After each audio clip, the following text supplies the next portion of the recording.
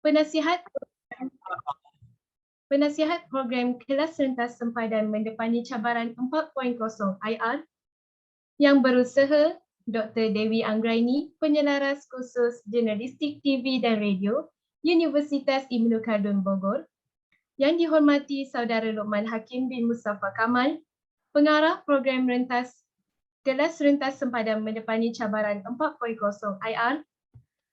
Yang dihormati para pelajar program pengajian dakwah dan kepimpinan Fakulti Pengajian Islam Universiti Kebangsaan Malaysia, para pelajar Fakultas Agama Islam Universitas Ibnu Khaldun Bogor, serta hadirin yang dikasihi sekalian. Bagi memberkati program kita pada hari ini, Majlis mempersilakan Saudara Luqman Hakim bin Mustafa Kamal untuk memimpin bacaan doa. Dipersilakan. Al-Fatihah.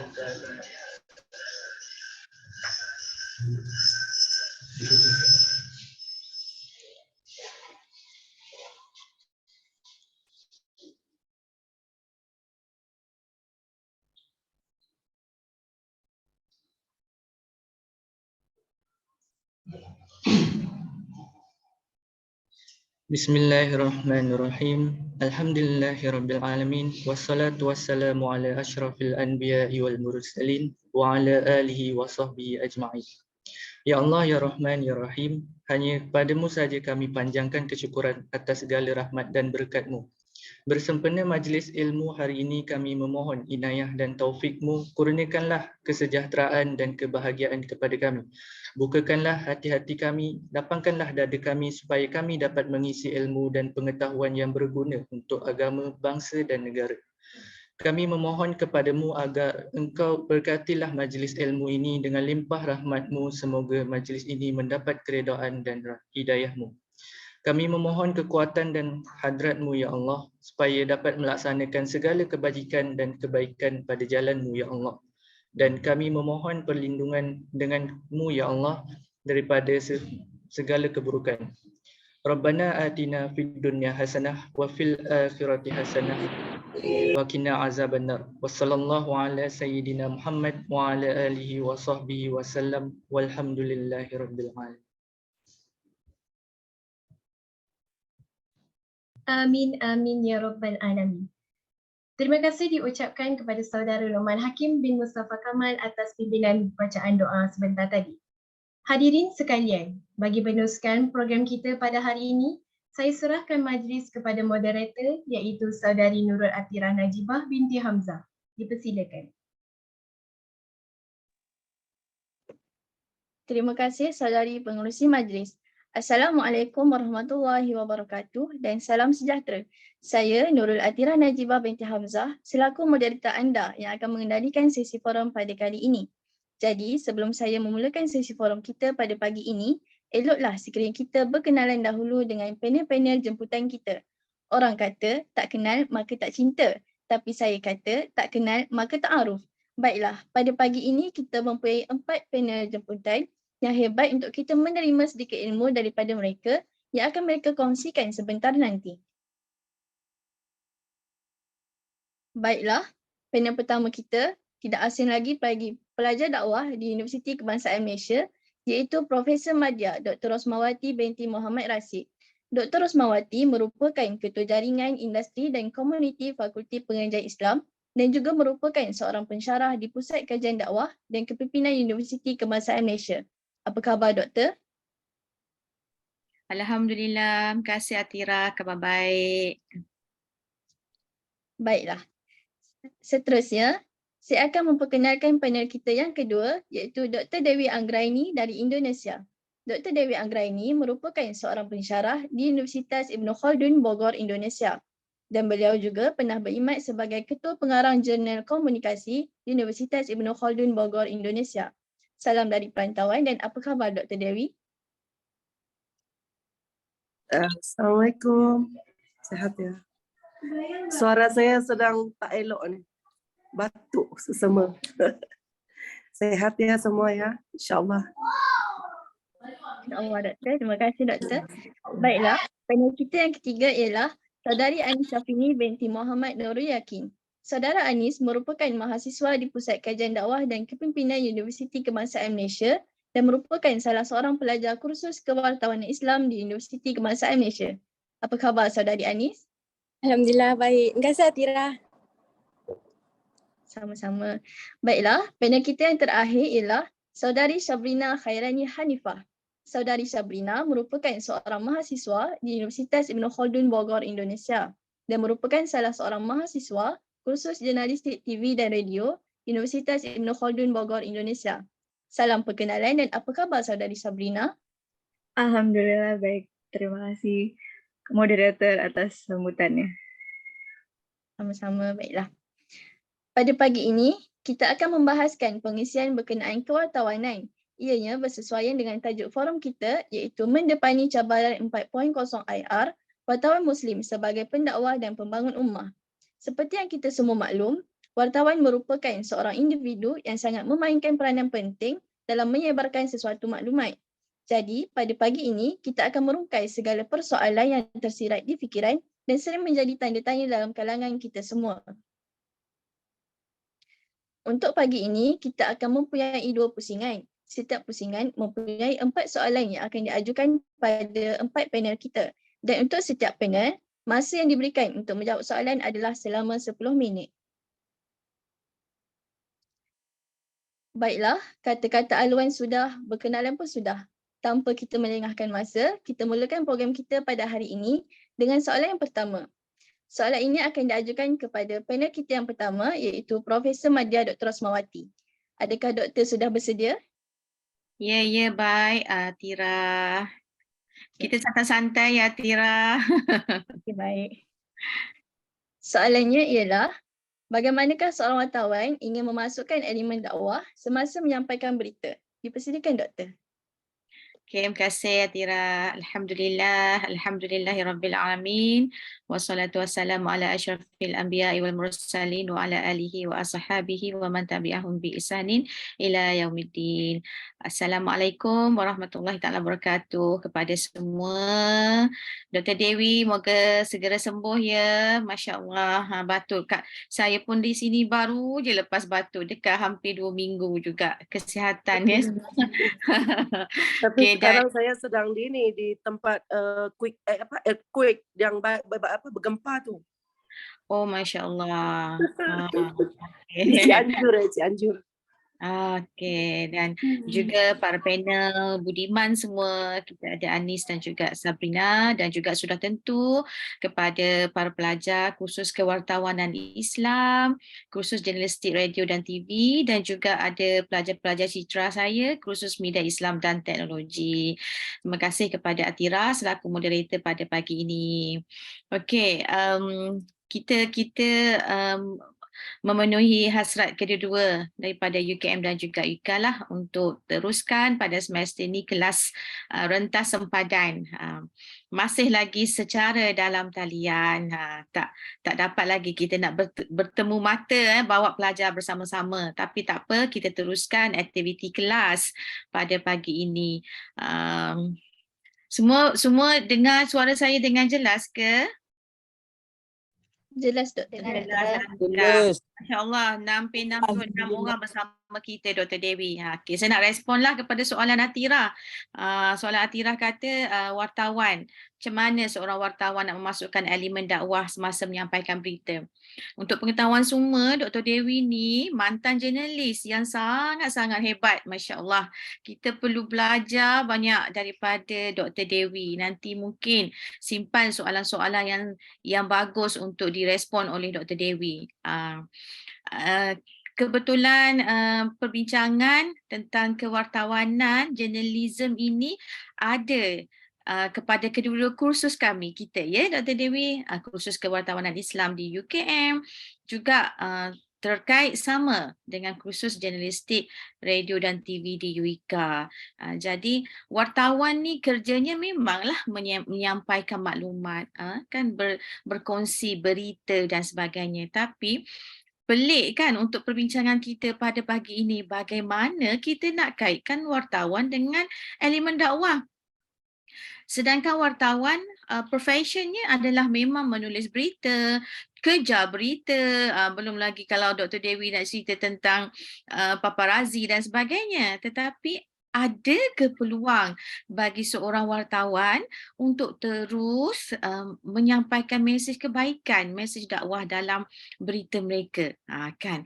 So kita lihat keperluan dakwah ni sebenarnya untuk menyeru manusia kepada kebaikan. Itu definisi dakwah secara umum, dan proses penyampaian mesej Islam kepada masyarakat sebenarnya secara berterusan. Jadi dakwah ni bukan hanya terfokus tanggungjawab kepada para asatizah, para da'i, kerana yang belajar agama bukan hanya diberi tanggungjawab kepada mereka, tetapi setiap manusia yang mengucap kalimah syahadah, ini adalah kewajipan untuk kita terus menyampaikan mesej dakwah. Jadi tak terkecuali, mohon maaf dari pelajar-pelajar daripada UiK, tak pandai juga saya nak berbahasa Indonesia. Kalau ada pertanyaan ataupun tak faham, nanti just kita tanya dan kita cuba untuk respon lah. Jadi tak terkecuali dalam kalangan wartawan juga perlu ada fikrah itu. Fikrah apa? Yang bahawanya mereka menyampaikan berita, mencari berita, menulis berita itu adalah perlu juga dikaitkan dengan usaha dakwah. Kerana apa? Kerana sebagai seorang wartawan Muslim menjadi tanggungjawab sosial untuk terus menyampaikan berita-berita yang baik, berita-berita yang benar, bukan berita-berita yang palsu. Jadi sebenarnya bila kita kaitkan dengan konsep dakwah, konsep yang lebih umum dakwah bukan hanya terkait dalam penulisan, bicaranya, bahkan dari sudut teladannya, qudwah hasanahnya. Dan pendakwah, da'i yang menggunakan media, yang menggunakan sama ada media baharu seperti televisyen dan juga radio, dan juga media lama dan juga media baharu, media sosial dan sebagainya, tidak terkecuali.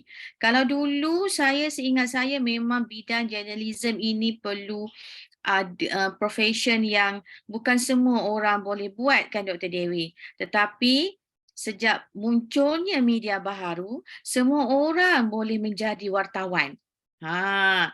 Semua orang boleh memberi pelaporan berita di media sosial.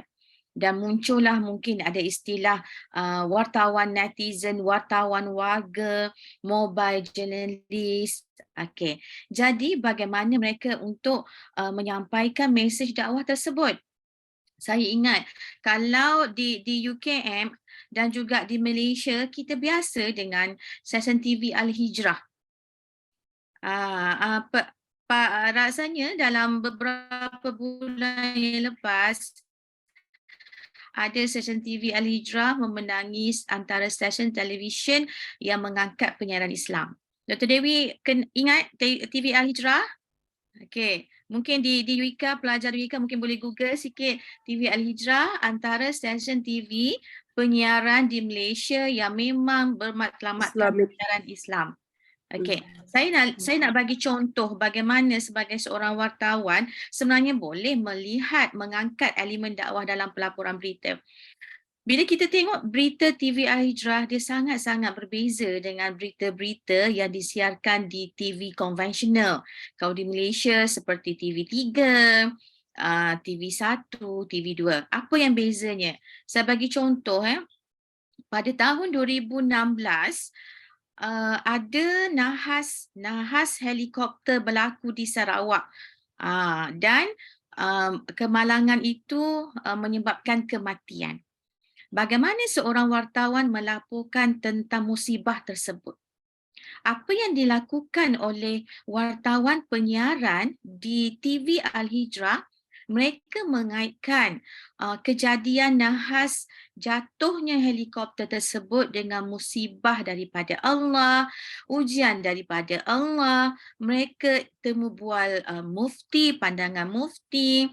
Mereka juga memberi garis panduan dari perspektif Islam bagaimana untuk seseorang Muslim itu menerima musibah, dan kaitkan musibah ujian itu adalah daripada Allah dan redha qada Allah.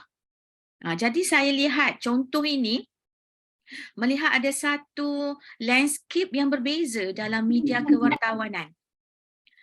Instead of hanya melaporkan tentang nahas, berapa kematian, tanya orang apa perasaan, of course lah sedih kan, kematian orang yang disayangi, tetapi TV Al-Hijrah membuka landscape baru untuk melihat nahas tersebut dari sisi pandang Islam.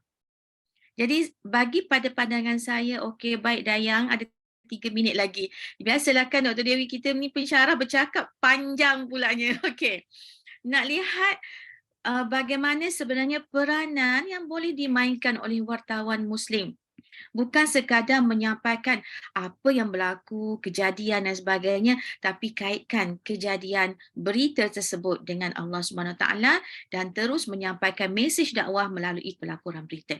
Saya kira itu contoh dan sebenarnya memang bagi seorang wartawan Islam, wartawan Muslim, mereka juga adalah mempunyai peranan da'i untuk menyampaikan mesej kebenaran, mesej yang baik, mesej dakwah kepada masyarakat. Sekadar itu saja Atira, saya pulangkan balik kepada moderator. Terima kasih.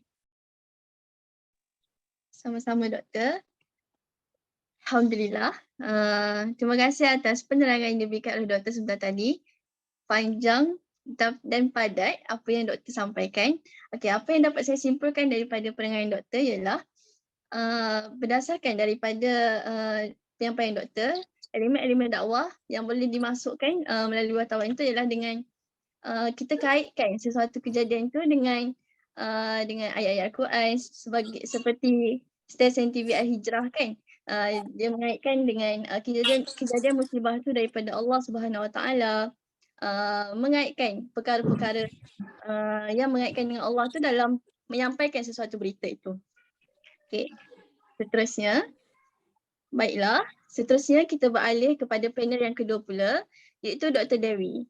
Menjadi seorang wartawan yang mengamalkan konsep kewartawanan Islam adalah sangat sukar. Hal ini adalah kerana tidak semua masyarakat mengetahui apa yang terkandung dan diajar dalam Islam.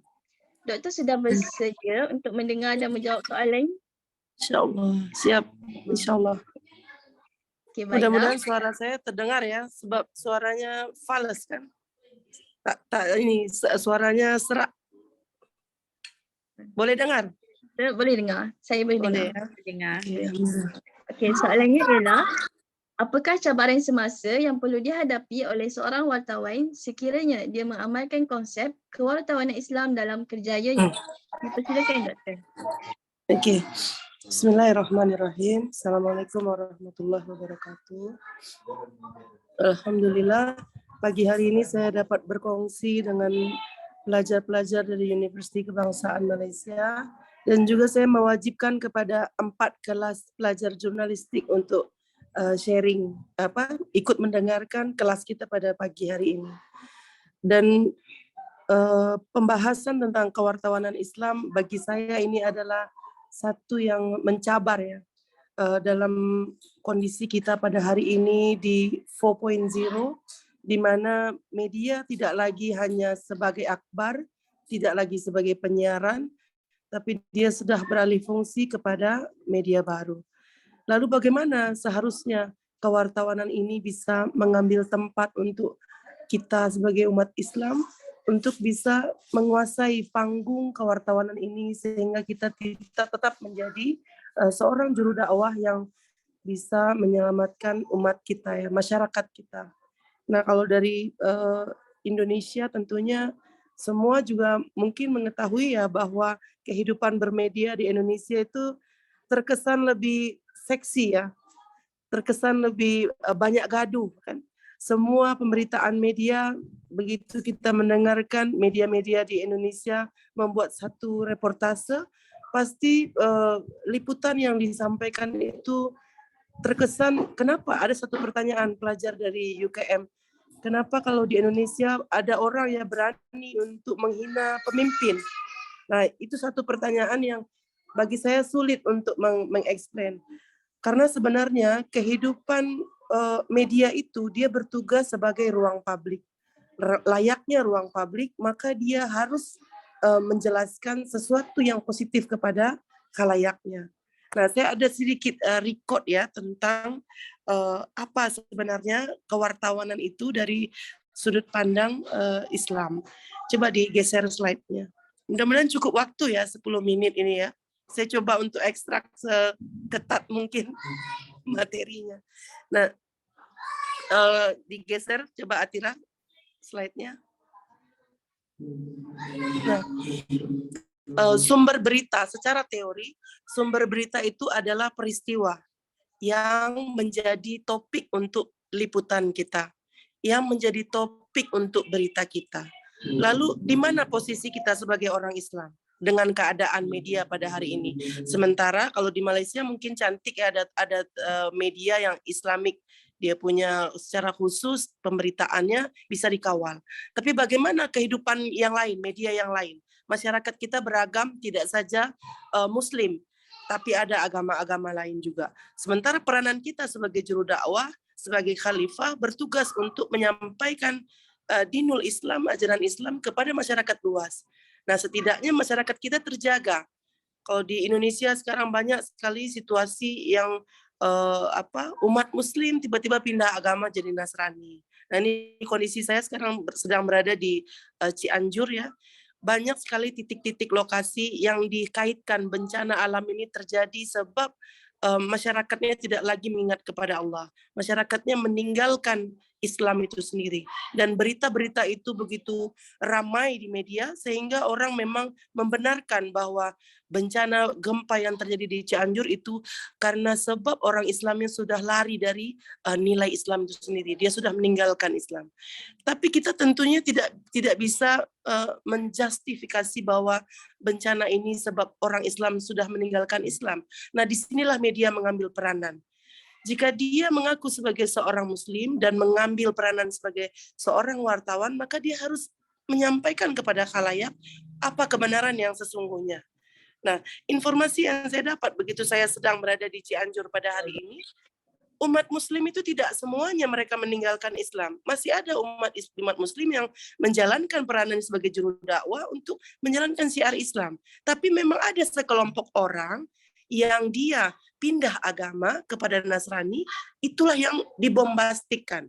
Itulah yang diwar-warkan kepada khalayak. Nah, jika wartawan Islam tadi mengambil peranan, dia bisa menguasai media dengan tulisan-tulisannya yang baik, dengan nilai-nilai kebenaran yang dia sampaikan, dengan sumber-sumber informasi yang lebih cantik dia kemas, tentunya tidak akan sampai masyarakat tergoyah.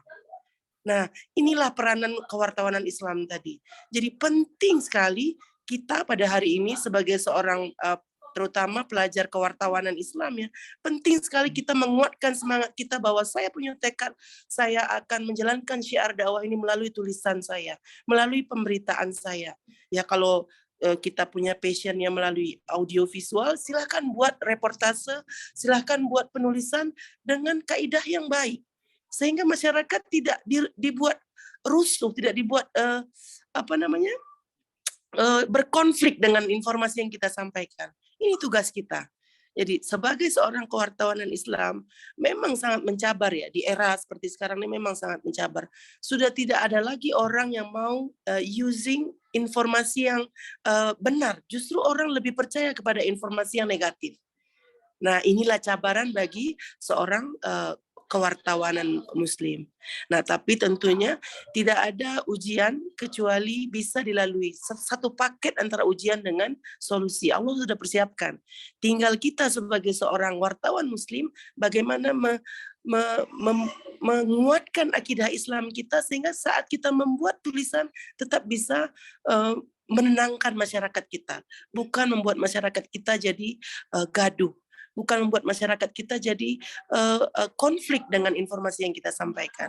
Nah, inilah cabaran yang sedang dihadapi pada era ini, dan kita melatih masyarakat untuk turut serta menjadi jurnalisme warga sehingga dia mampu untuk menampilkan kebenaran yang terjadi. Tidak ada pihak-pihak yang memberikan, kalau kata saya ya, diberi kalau di sini namanya Maggi ya, sasa, dibeli bumbu penyedap, jadi masakan itu lebih sedap. Harusnya masakan itu bisa sedap dengan original, tapi dia ingin yang lebih sedap lagi, dia tambah dengan informasi-informasi yang tidak betul, sehingga orang akan mengkonsumsi informasi itu, terpengaruhlah pikiran dia. Nah, coba kalau kita mengambil peranan sebagai seorang wartawan muslim dengan nilai-nilai Islam yang kita letakkan dalam tulisan kita, kaidah-kaidah kebenaran ya. Kalau kita ingat di dalam An-Nisa ayat 9, kaulan sadida ya, berkata-kata jujur, menyampaikan segala sesuatu sesuai dengan fakta, sesuai dengan peristiwanya, tentu masyarakat kita akan lebih tenang. Bagaimana kita sabar menjalani ujian, seperti tadi Dr. Rosma sampaikan. Di sinilah peranan-peranan kita membangkitkan semangat masyarakat untuk bisa seiring sejalan, sesuai dengan konsep dari teori media itu sendiri, dia bertugas sebagai ruang publik yang mengedukasi masyarakatnya. Begitu Atira, mungkin nanti selanjutnya saya akan jawab di sesi putaran kedua ya. Oke. Atira keluar ya? Oke, habis ya? Ada bertutup. Ya, oke. Baik. Sementara itu dulu ya, Atira ya.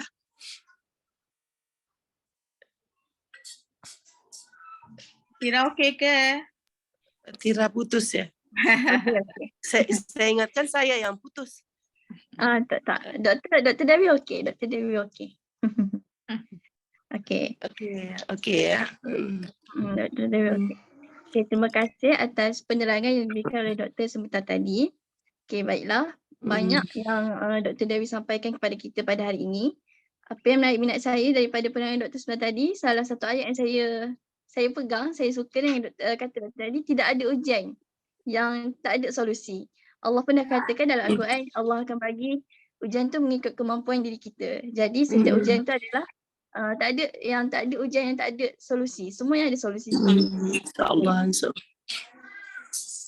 Okey, perkara yang kita perlu sebagai wartawan Islam kan, kita perlu letakkan nilai-nilai Islam dalam penulisan kita supaya masyarakat kita tenang. Seperti Dr. Dewi kata tadi, supaya masyarakat kita tidak tergoyah, supaya masyarakat kita bila baca penulisan kita tu dia pun dapat mempengaruhi diri dia sendiri, supaya bila dia baca penulisan tu macam, oh ya Allah, Islam ni indah, Islam ini cantik, macam tu.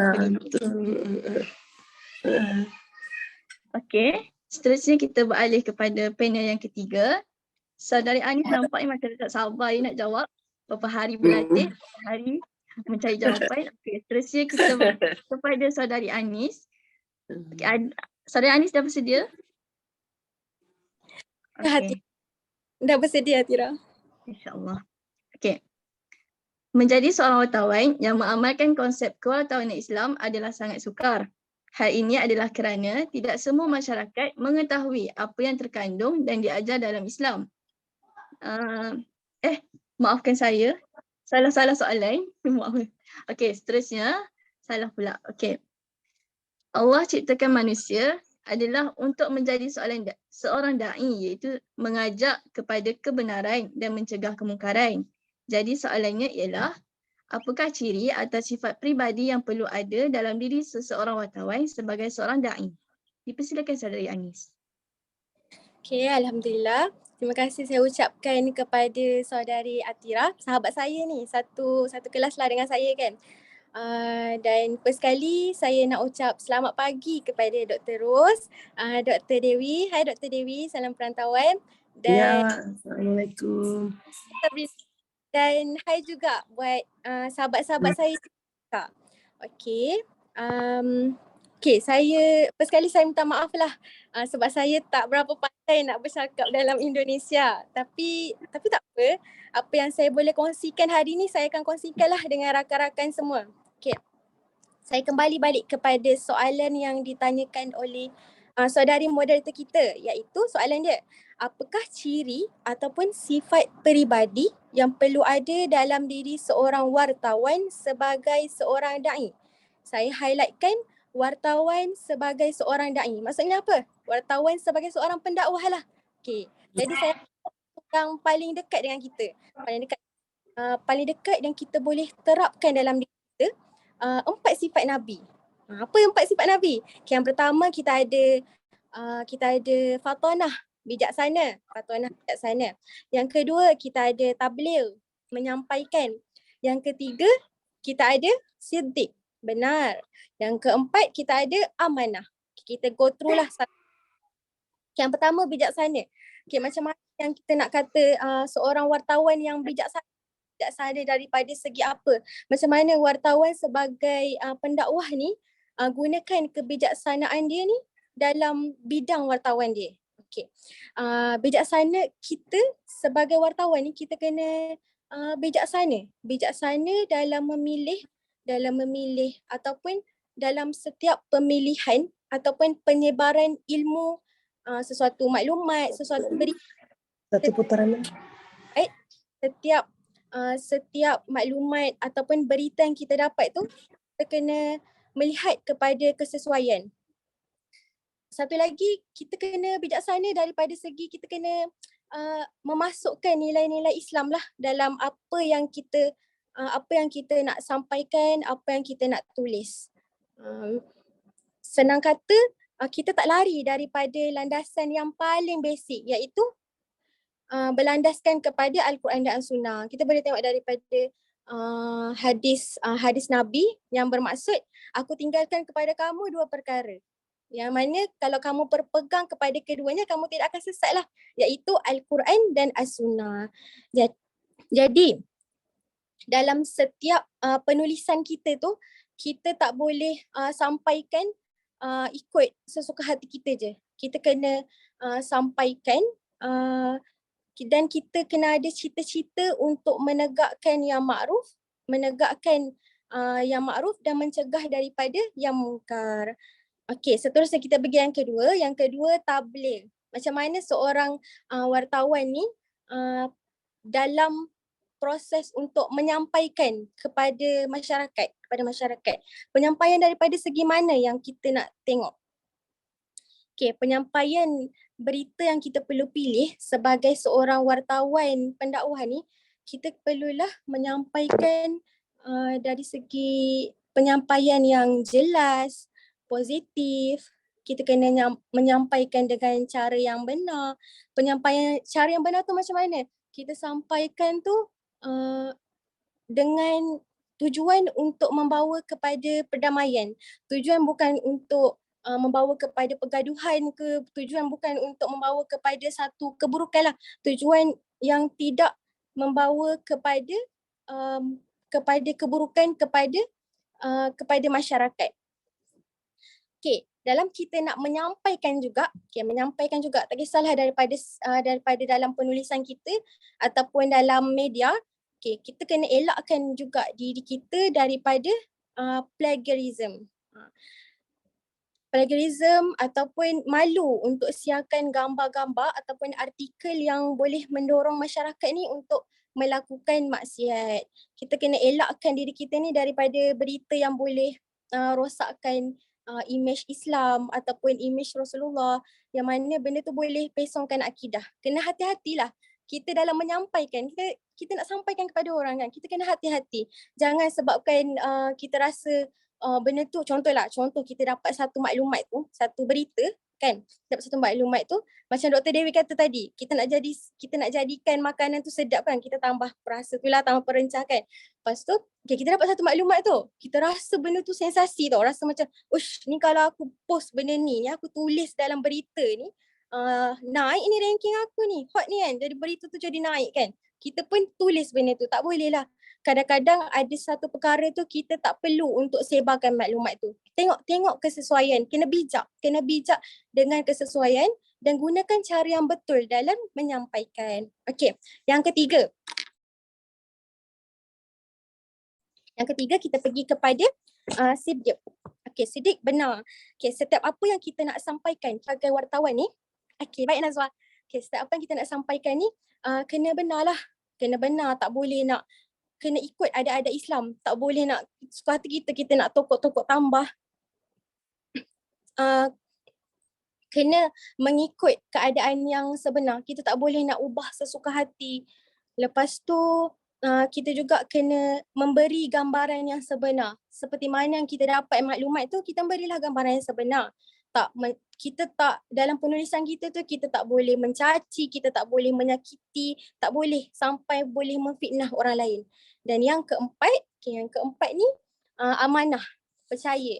Dapat dipercayai. Apabila sesuatu berita ataupun maklumat ni sampai kepada kita, kita kena laksanakan ataupun menulis dengan sebaiknya. Contoh kita ni jadi wartawan politik kan. Lepas tu kita cari maklumat.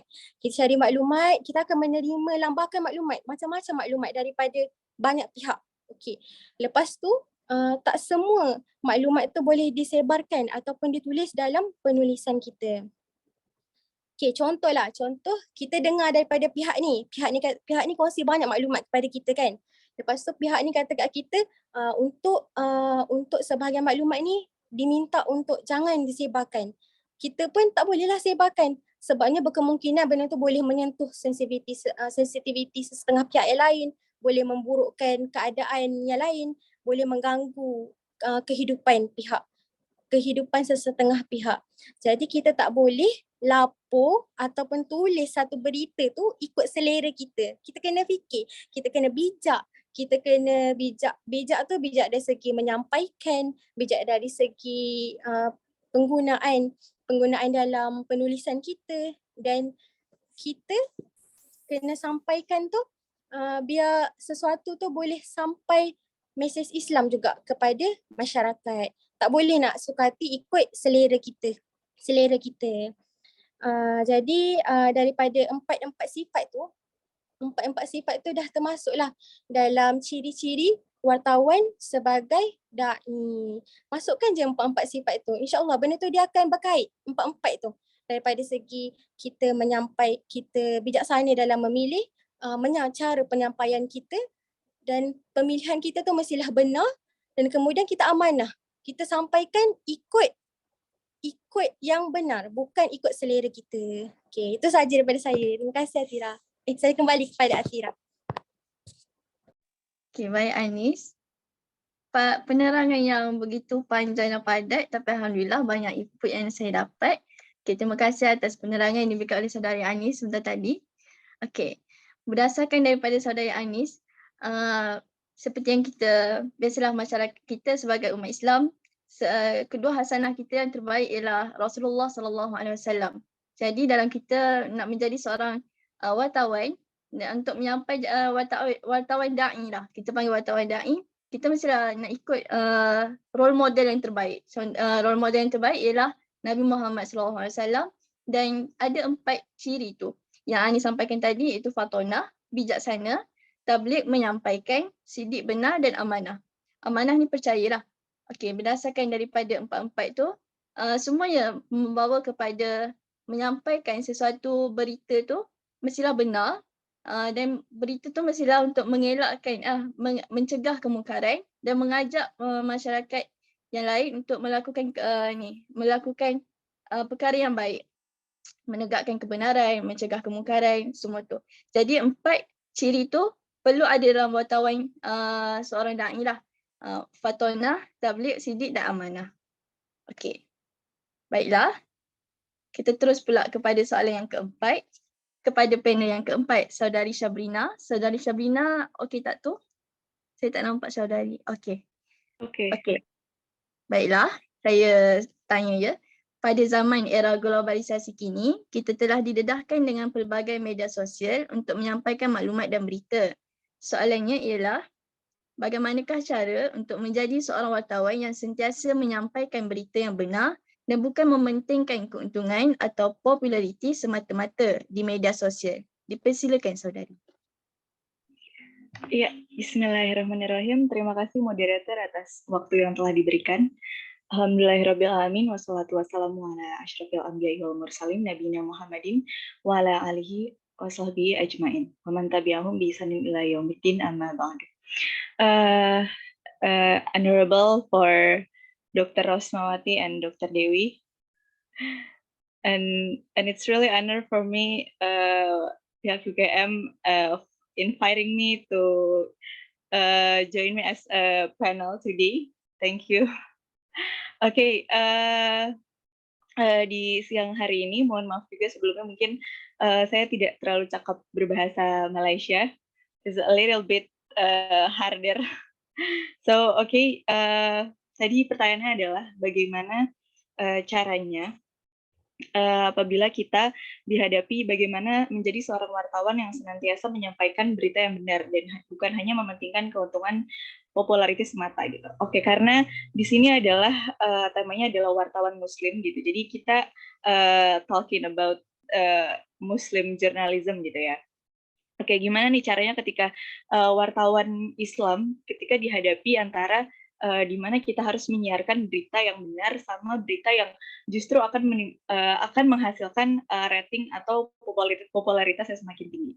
Oke, saat ini kita tahu ya bahwa dunia dakwah sedang mengalami tantangan yang semakin berat, terutama sejak berkembangnya ilmu pengetahuan dan juga teknologi, serta semakin kompleksnya masalah kemasyarakatan yang dihadapi oleh kita saat ini. Oke, kalau misalkan Dr. Rosma waktu itu pernah menyampaikan bahwa ada namanya media morphosis, jadi ada 3 teori, ada coevolution, convergence, dan juga complexity. Dan itu adalah mencerminkan dan merealisasikan atau merefleksikan media saat ini gitu. Dan di sisi lain, perkembangan media komunikasi itu semakin modern dan tampaknya akan semakin membantu aktivitas dakwah Islam gitu. Karena ketika kita dimudahkan dengan adanya media sosial gitu, peluang dakwah Islam akan semakin terbuka sangat lebar gitu. Tapi ketika para dai itu mampu untuk memaksimalkan dampak positif dari media yang ada gitu. Dan sebelum itu kita lihat dulu apa sih sebenarnya what is the differences about Muslim jurnalis sama jurnalis umum pada umumnya gitu. Nah, jurnalis Islam ini yang sudah dibahas tadi dengan Dr. Dewi juga bahwa menekankan atau meng-highlight dengan menyebarkan, membela, memperjuangkan dan menegakkan nilai-nilai Islam gitu. Jadi apa yang kita hasilkan atau produk apa yang kita hasilkan harus senantiasa sejalan dengan nilai-nilai atau value dari Islam itu sendiri. Dan what is the differences gitu kan. Jadi sebenarnya poin perbedaannya itu apa? Perbedaannya dari mungkin kita bisa sebut adalah jurnalis barat gitu kali ya. Jadi kalau barat tuh dia lebih, ini dari hasil studi yang saya baca, bahwa jurnalisme barat itu lebih menekankan kepada freedom of speech. Jadi silakan silakan apa yang Anda ingin katakan, freedom of speech, ya silakan mau berkata apapun, dan itu hasilnya akan memunculkan hate comment, hate speech gitu. Nah, sedangkan apabila di wartawan jurnalis Islam gitu, ya kita tetap tanggung jawabnya adalah terhadap kebenaran, karena kita tanggung jawabnya bukan hanya kepada kode etik jurnalis aja, tapi ternyata as a Muslim kita punya responsibility juga nih dari syariat yang kita jalani gitu kan. Jadi kita harus benar menghasilkan atau menyebarkan, membela dan memperjuangkan, justru menegakkan nilai-nilai Islam gitu. Oke, lalu apa sih kaitannya sama popularity sama kebenaran gitu kan. Nah, mungkin kita erat banget ya saat ini. Mungkin bisa kita bilang between popularity and reality gitu kan. Gimana sih caranya? Ya realitasnya kayak gini, tapi sebenarnya bisa nih kita buat lagi agar kita mendapatkan rating atau popularitas yang tinggi gitu kan. Tapi balik lagi, jurnalistik Islam targetnya adalah menyebarluaskan dan menyiarkan nilai-nilai Islam dengan kaidah jurnalistik yang bersumber dari Al-Quran dan As-Sunnah. Jadi ketika berita yang kita dapatkan atau informasi, segala macam sumber informasi yang kita dapatkan, perlulah kita sebagai jurnalis sebelum kita sharing lagi, kita harus klasifikasi lagi dan kita harus identifikasi lagi apakah itu sudah sesuai dengan nilai dan juga konsep dari kebenaran dan kejujuran Islam itu sendiri. Gitu. Karena semakin banyak orang yang justru menghasilkan atau memproduksi konten-konten yang hanya menimbulkan popularitas, justru dia semakin dia tidak akan lama gitu, tidak akan, ya it's just only temporary gitu kan, karena ya belum tentu sesuai dengan kebenaran itu tadi. Jadi ya as a journalist Muslim, 3 menit lagi. As a journalist Muslim, ya kita harus tetap menekankan artinya kebenaran dan memperjuangkan tegakkan nilai-nilai Islam. So as for me, Islamic journalist it doesn't mean just only produce the news gitu, tapi kita bukan hanya kita menghasilkan sebuah berita, menulis berita lalu mempublikasikan, justru kita menjadi garda terdepan masuknya informasi gitu. Karena kalau bukan wartawan Islam, siapa lagi nih yang akan menyaring informasi-informasi kebenaran gitu kan? Kalau bukan kita, kalau bukan teman-teman semua, siapa lagi yang akan menjadi penjaga-penjaga informasi kebenaran gitu? Karena kalau misalkan kita it's just only about talking about the popularity, talking about the rating gitu kan, mau sampai kapan gitu? Where's the target, where's the solution gitu kan?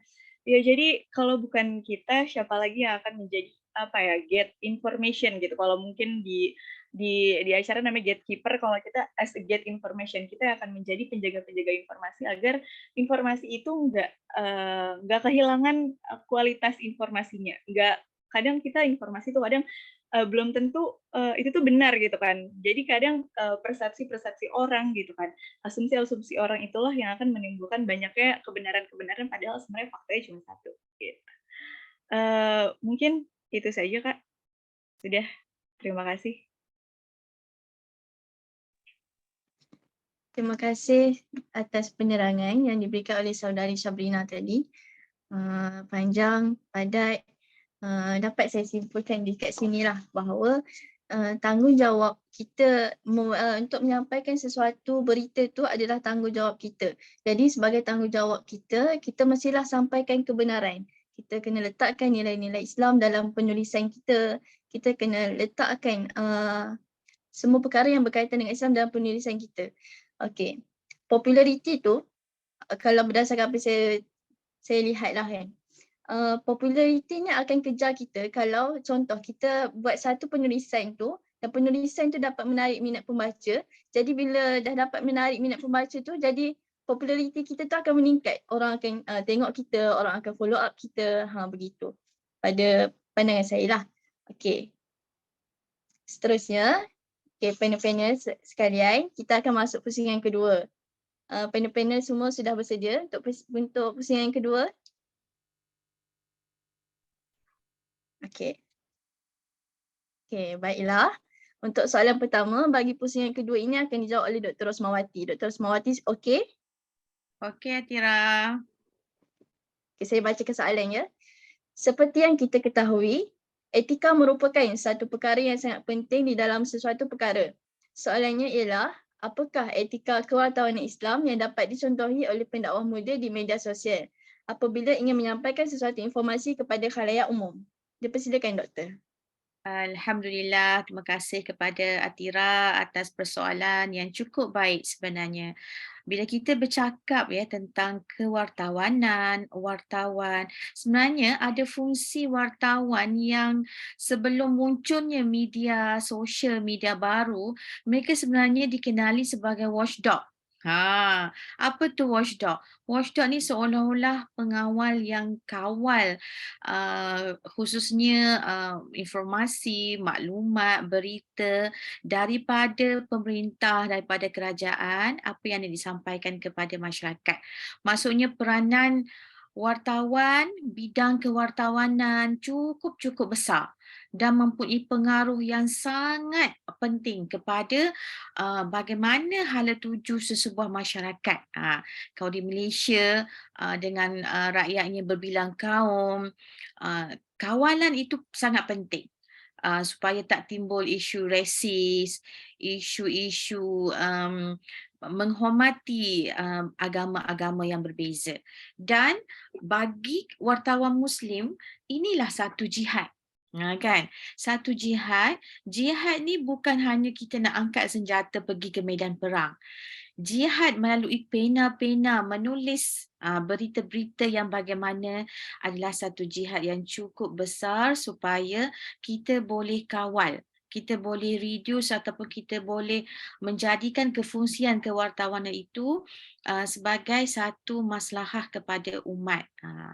Jadi bila kaitkan dengan etika kewartawanan Islam, saya nak kongsikan 4 prinsip utama yang mana dalam kita berdepan, khususnya soalan Atirah tadi kan dalam media sosial ni, Masya Allah, Dr. Dewi, kami di Malaysia pun sejak PRU baru kan, banyak isu-isu politik yang sungguh luar biasa dengan pandangan-pandangan parti politik yang berbeza, berlaku konflik dalam melantik Perdana Menteri dan sebagainya, dan muncul banyak channel-channel YouTube khususnya yang pro untuk setiap parti politik. Dan kita melihat semasa pilihan raya di Malaysia hari itu, medium TikTok antara platform yang cukup digunakan oleh para netizen untuk menyampaikan berita. So landscape kewartawanan sudah berbeza. Jadi dia bukan hanya kita fokus kepada stesen televisyen, penyiaran, tetapi banyak masyarakat netizen menggunakan media sosial. Jadi sudah tentu banyak dunia hari ini bercampur. Mana satu berita yang benar, mana satu berita yang palsu. Jadi 4 prinsip dalam kita berbincang tentang kewartawanan Islam sepatutnya boleh dijadikan sebagai satu panduan untuk pendakwah muda, khususnya soalannya tadi kan wartawan Muslim yang menggunakan platform media sosial khususnya untuk melihat ini sebagai keperluan supaya apa-apa yang disebarkan, disampaikan perlu ada landasan agama. Yang pertama tentang kebenaran tadi. Kebenaran dalam konteks etika kewartawanan Islam sudah tentu tidak sama dengan apa yang kita belajar dalam perbincangan kewartawanan Barat. Barat melaporkan nilai sesuatu berita itu, contoh kalau orang-orang jurnalistik ni, dia akan selalu dengar pernyataan ini. Manusia kalau digigit oleh anjing, dia itu biasa. Itu bukan berita. Kan? Tetapi kalau anjing gigit manusia, that's nilai berita, newsnya.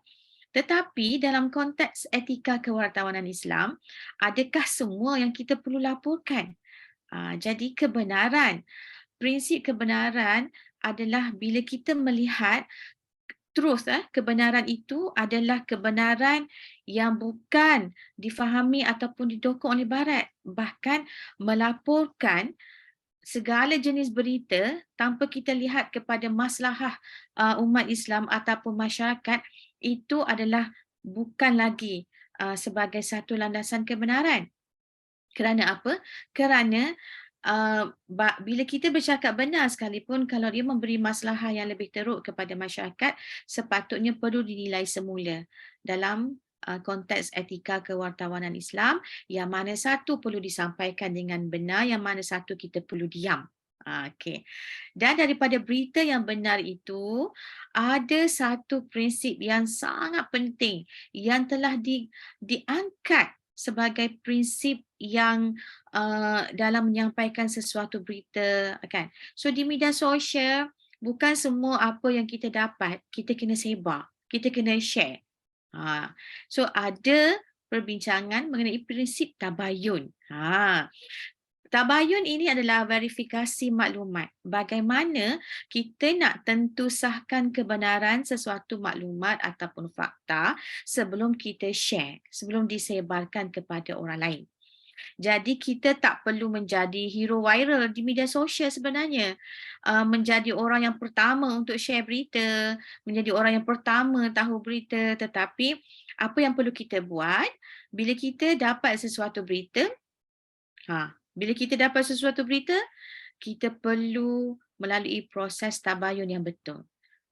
Baru kita boleh buat keputusan sama ada berita tersebut okey, kita boleh sebar ataupun dia hanya berhenti pada takat kita. Jadi apa yang berlaku, mungkin di Malaysia dan juga mungkin di Indonesia kita berkongsi konflik yang sama. Konflik dalam masyarakat kerana masyarakat kita mungkin sudah sakit. Sebab tu banyak isu-isu viral yang berlega-lega sehingga kita pun confuse yang mana satu berita benar, yang mana satu berita tidak benar, yang mana satu berita itu berunsur fitnah, hasutan dan sebagainya. Sebab tu muncul istilah-istilah media baru. troll lah kan, body shaming lah dan sebagainya. Jadi benar tidak semestinya bagus untuk maslahah umat. Okey Nazwa, 3 minit lagi. Okey. Yang pertama kebenaran, yang kedua verifikasi maklumat, tabayun tadi, dan yang ketiga seimbang dari sudut keadilan sosial. Adil dalam konteks Islam juga tidak sama dengan Barat. Adil dalam konteks Islam tidak hanya kalau lelaki makan 2 pinggan, perempuan juga makan 2 pinggan, tidak, kan? Jadi keadilan untuk kita menyampaikan berita itu perlu seimbang, apa yang perlu disampaikan. Kerana apa? Kerana prinsip seimbang itu adalah berkaitan dengan keadilan. Contoh Allah juga menganjurkan kita kan berlaku adil kerana adil itu lebih dekat dengan takwa.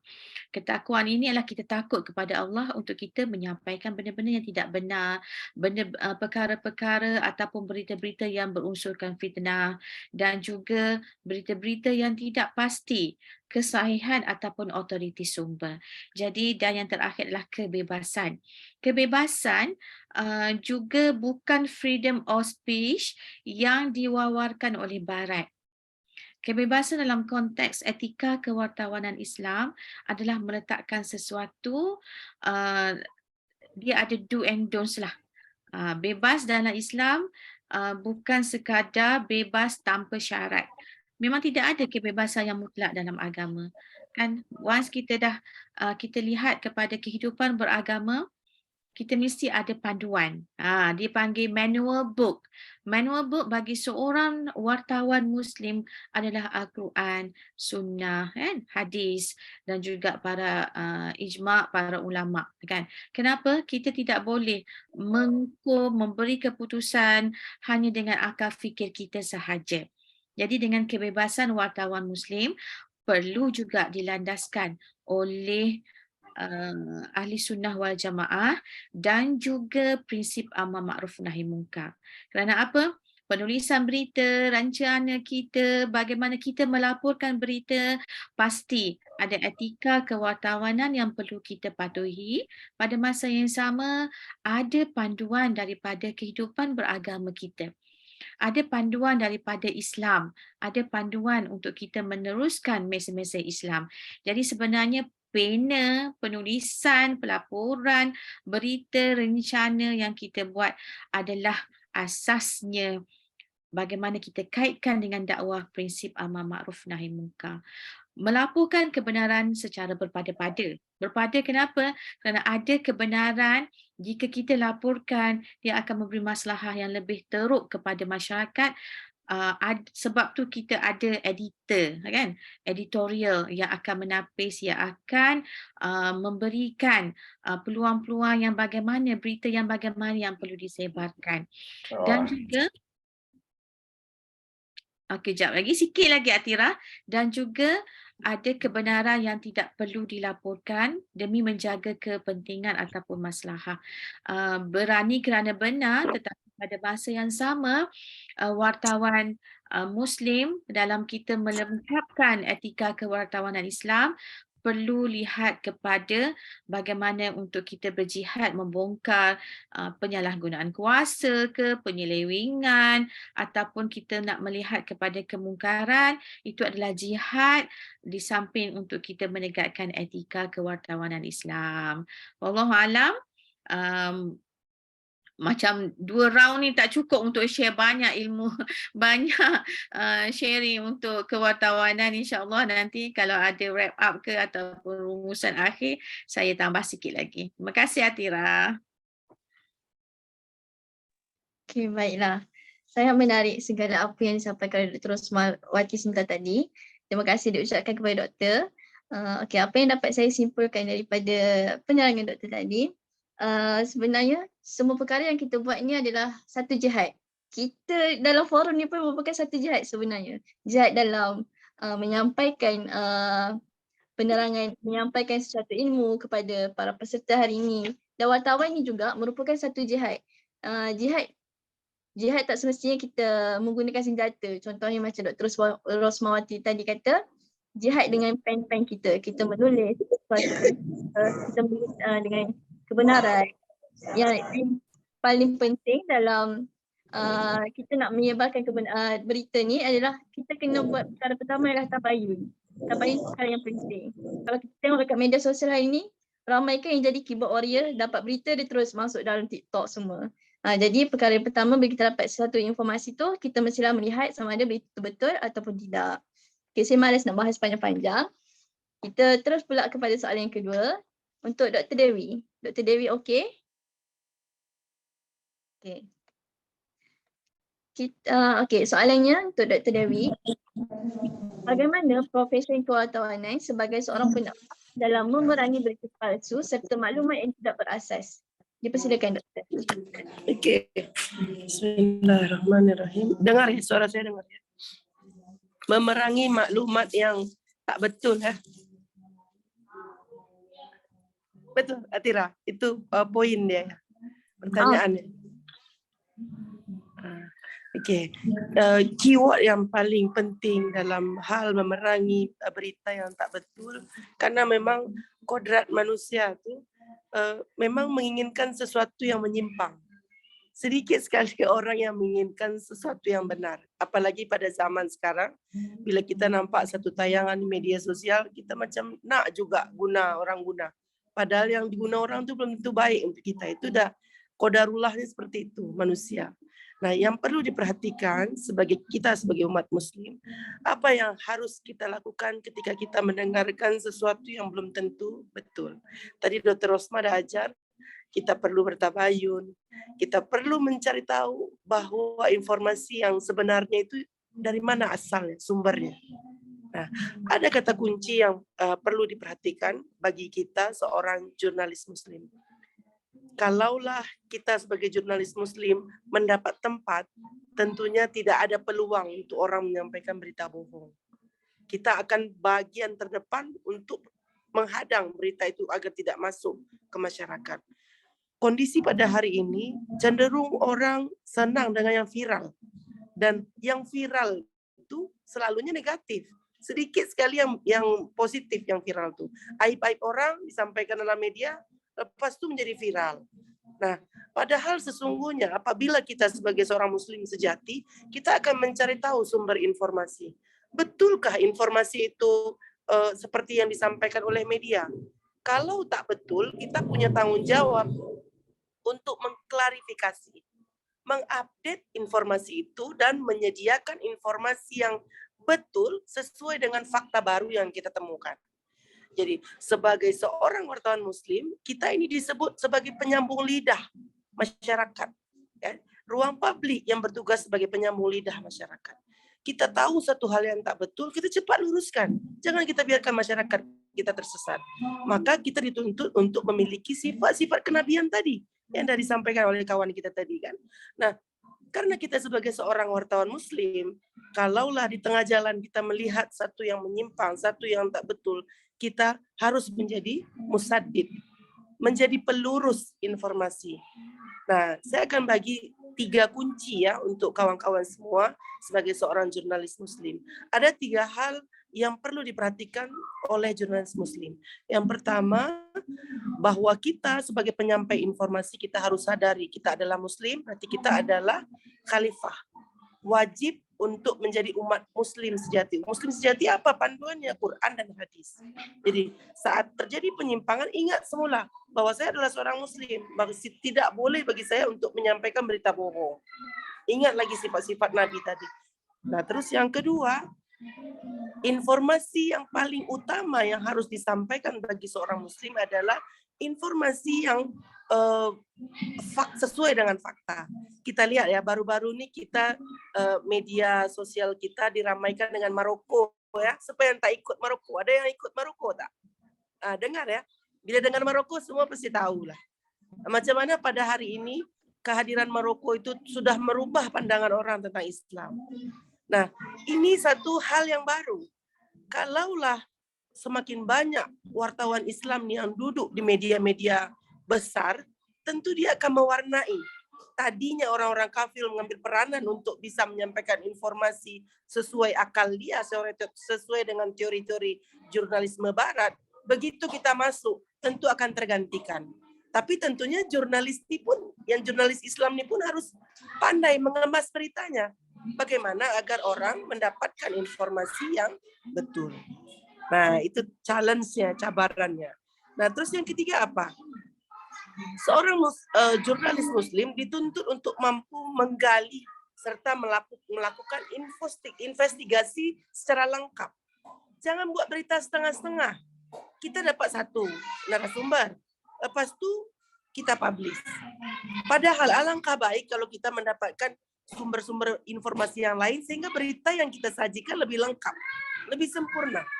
Nah, jadi peran kita sebagai mujadid tadi, pelurus informasi tadi, pembaharu tadi, akan bisa mudah untuk difahami oleh masyarakat. Ini fakta yang sebenar.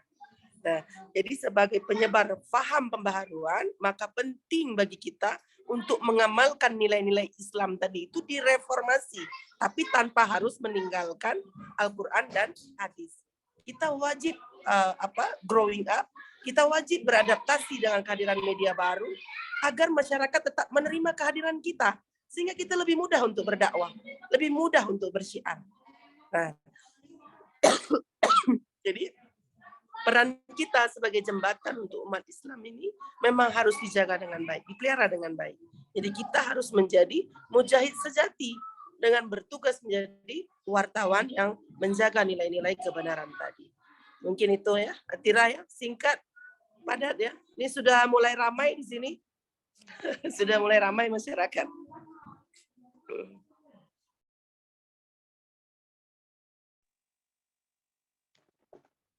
Okay. Terima kasih atas perkongsian yang diberikan oleh Dr. sebentar tadi.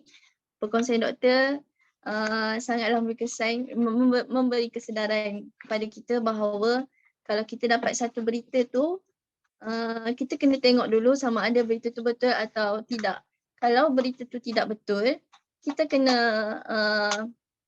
kena macam nak cakap, kalau berita tu adalah fitnah, kita kena diamkan berita tu. Tapi kalau kita dengar berita tak betul, kita kena perbetulkan berita tu supaya masyarakat mendapat maklumat yang baik, mendapat maklumat yang betul. Kerana kita adalah tanggungjawab kita sebagai wartawan.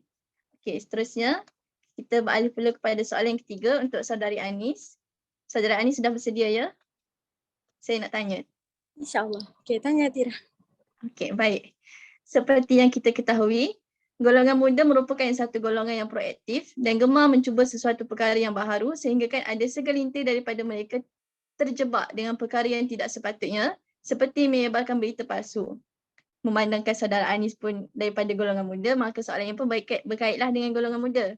Soalannya, apakah cara untuk menarik perhatian golongan muda dalam menerima dakwah dari sudut penyampaian berita?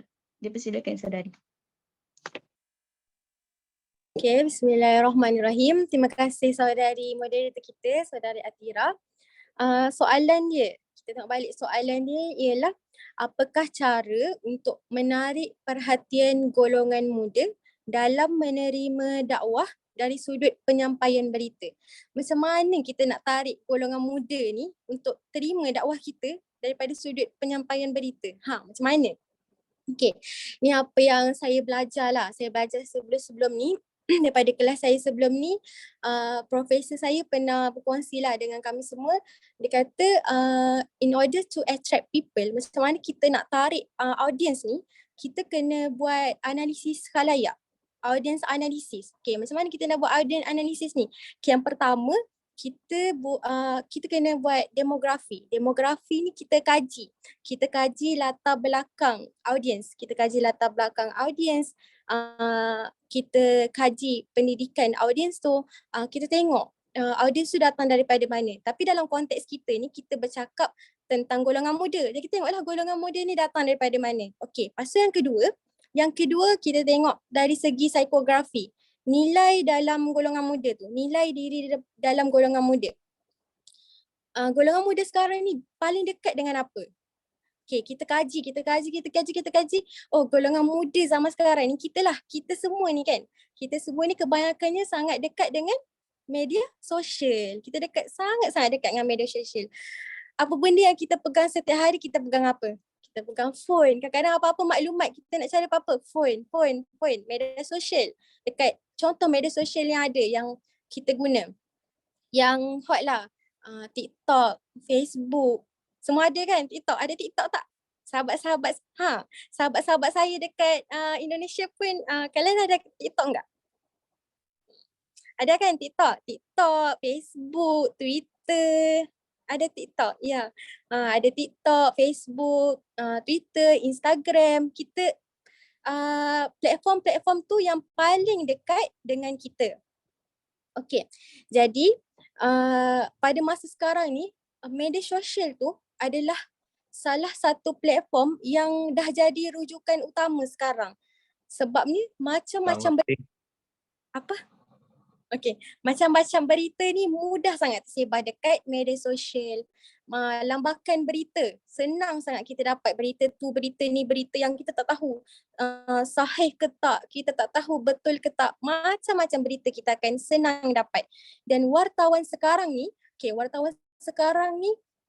semuanya kebanyakannya berlumba-lumba untuk menulis, berlumba-lumba untuk menyebarkan penulisan mereka tanpa pedulikan sahih tak sahih, tanpa pedulikan apa benda yang disebarkan tu mungkin boleh bawa kepada fitnah ataupun mungkin boleh bawa kepada keburukan.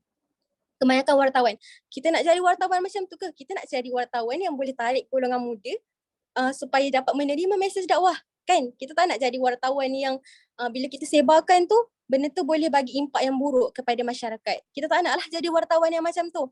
Okey. Jadi antara cara yang kita boleh buat, yang pertama, kita perbanyakkan konten ataupun mesej yang patuh syariah. Perbanyakkan konten ataupun mesej yang patuh syariah. Daripada segi kita boleh perbaiki ataupun membawa konten tu yang boleh membawa perubahan kepada golongan muda.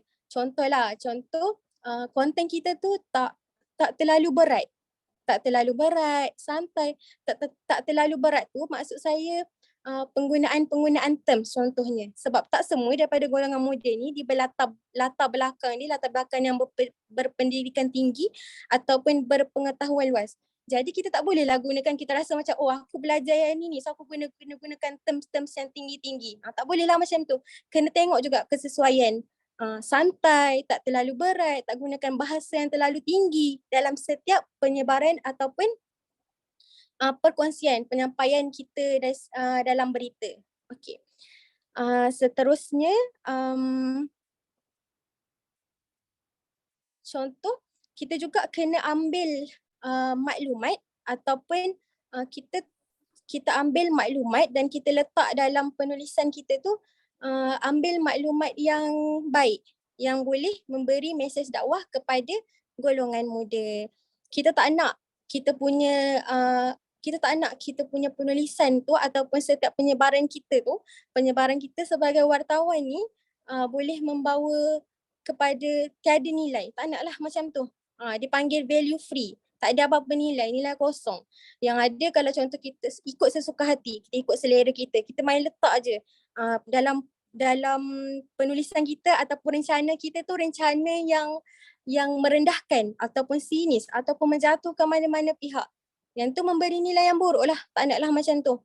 Okey, seterusnya yang kedua, kita sebagai wartawan yang nak tarik ni golongan muda untuk menerima mesej dakwah, kita kena memberi nilai-nilai agama dalam setiap penyampaian berita kita. Contohnya macam yang tadi Dr. Ros ada cakap soal berita yang ada tanah runtuh kan, tanah runtuh. Jadi wartawan Islam ni dia ambil peluang tu untuk sampaikan sekali dikata kat situ kita kena tanamkan sifat sabar. Kita kena ingatkan juga kita kena berkongsi dalam penulisan kita tu supaya ujian-ujian tu adalah ujian daripada Allah. Macam mana kita nak hadapi ujian-ujian tu, daripada segi mana, macam mana kita nak bersabar, bagaimana kita nak hadapi ujian-ujian tu. Jadi itu salah satu peluang lah yang wartawan Islam ni guna untuk sampaikan mesej dakwah untuk kepada golongan muda.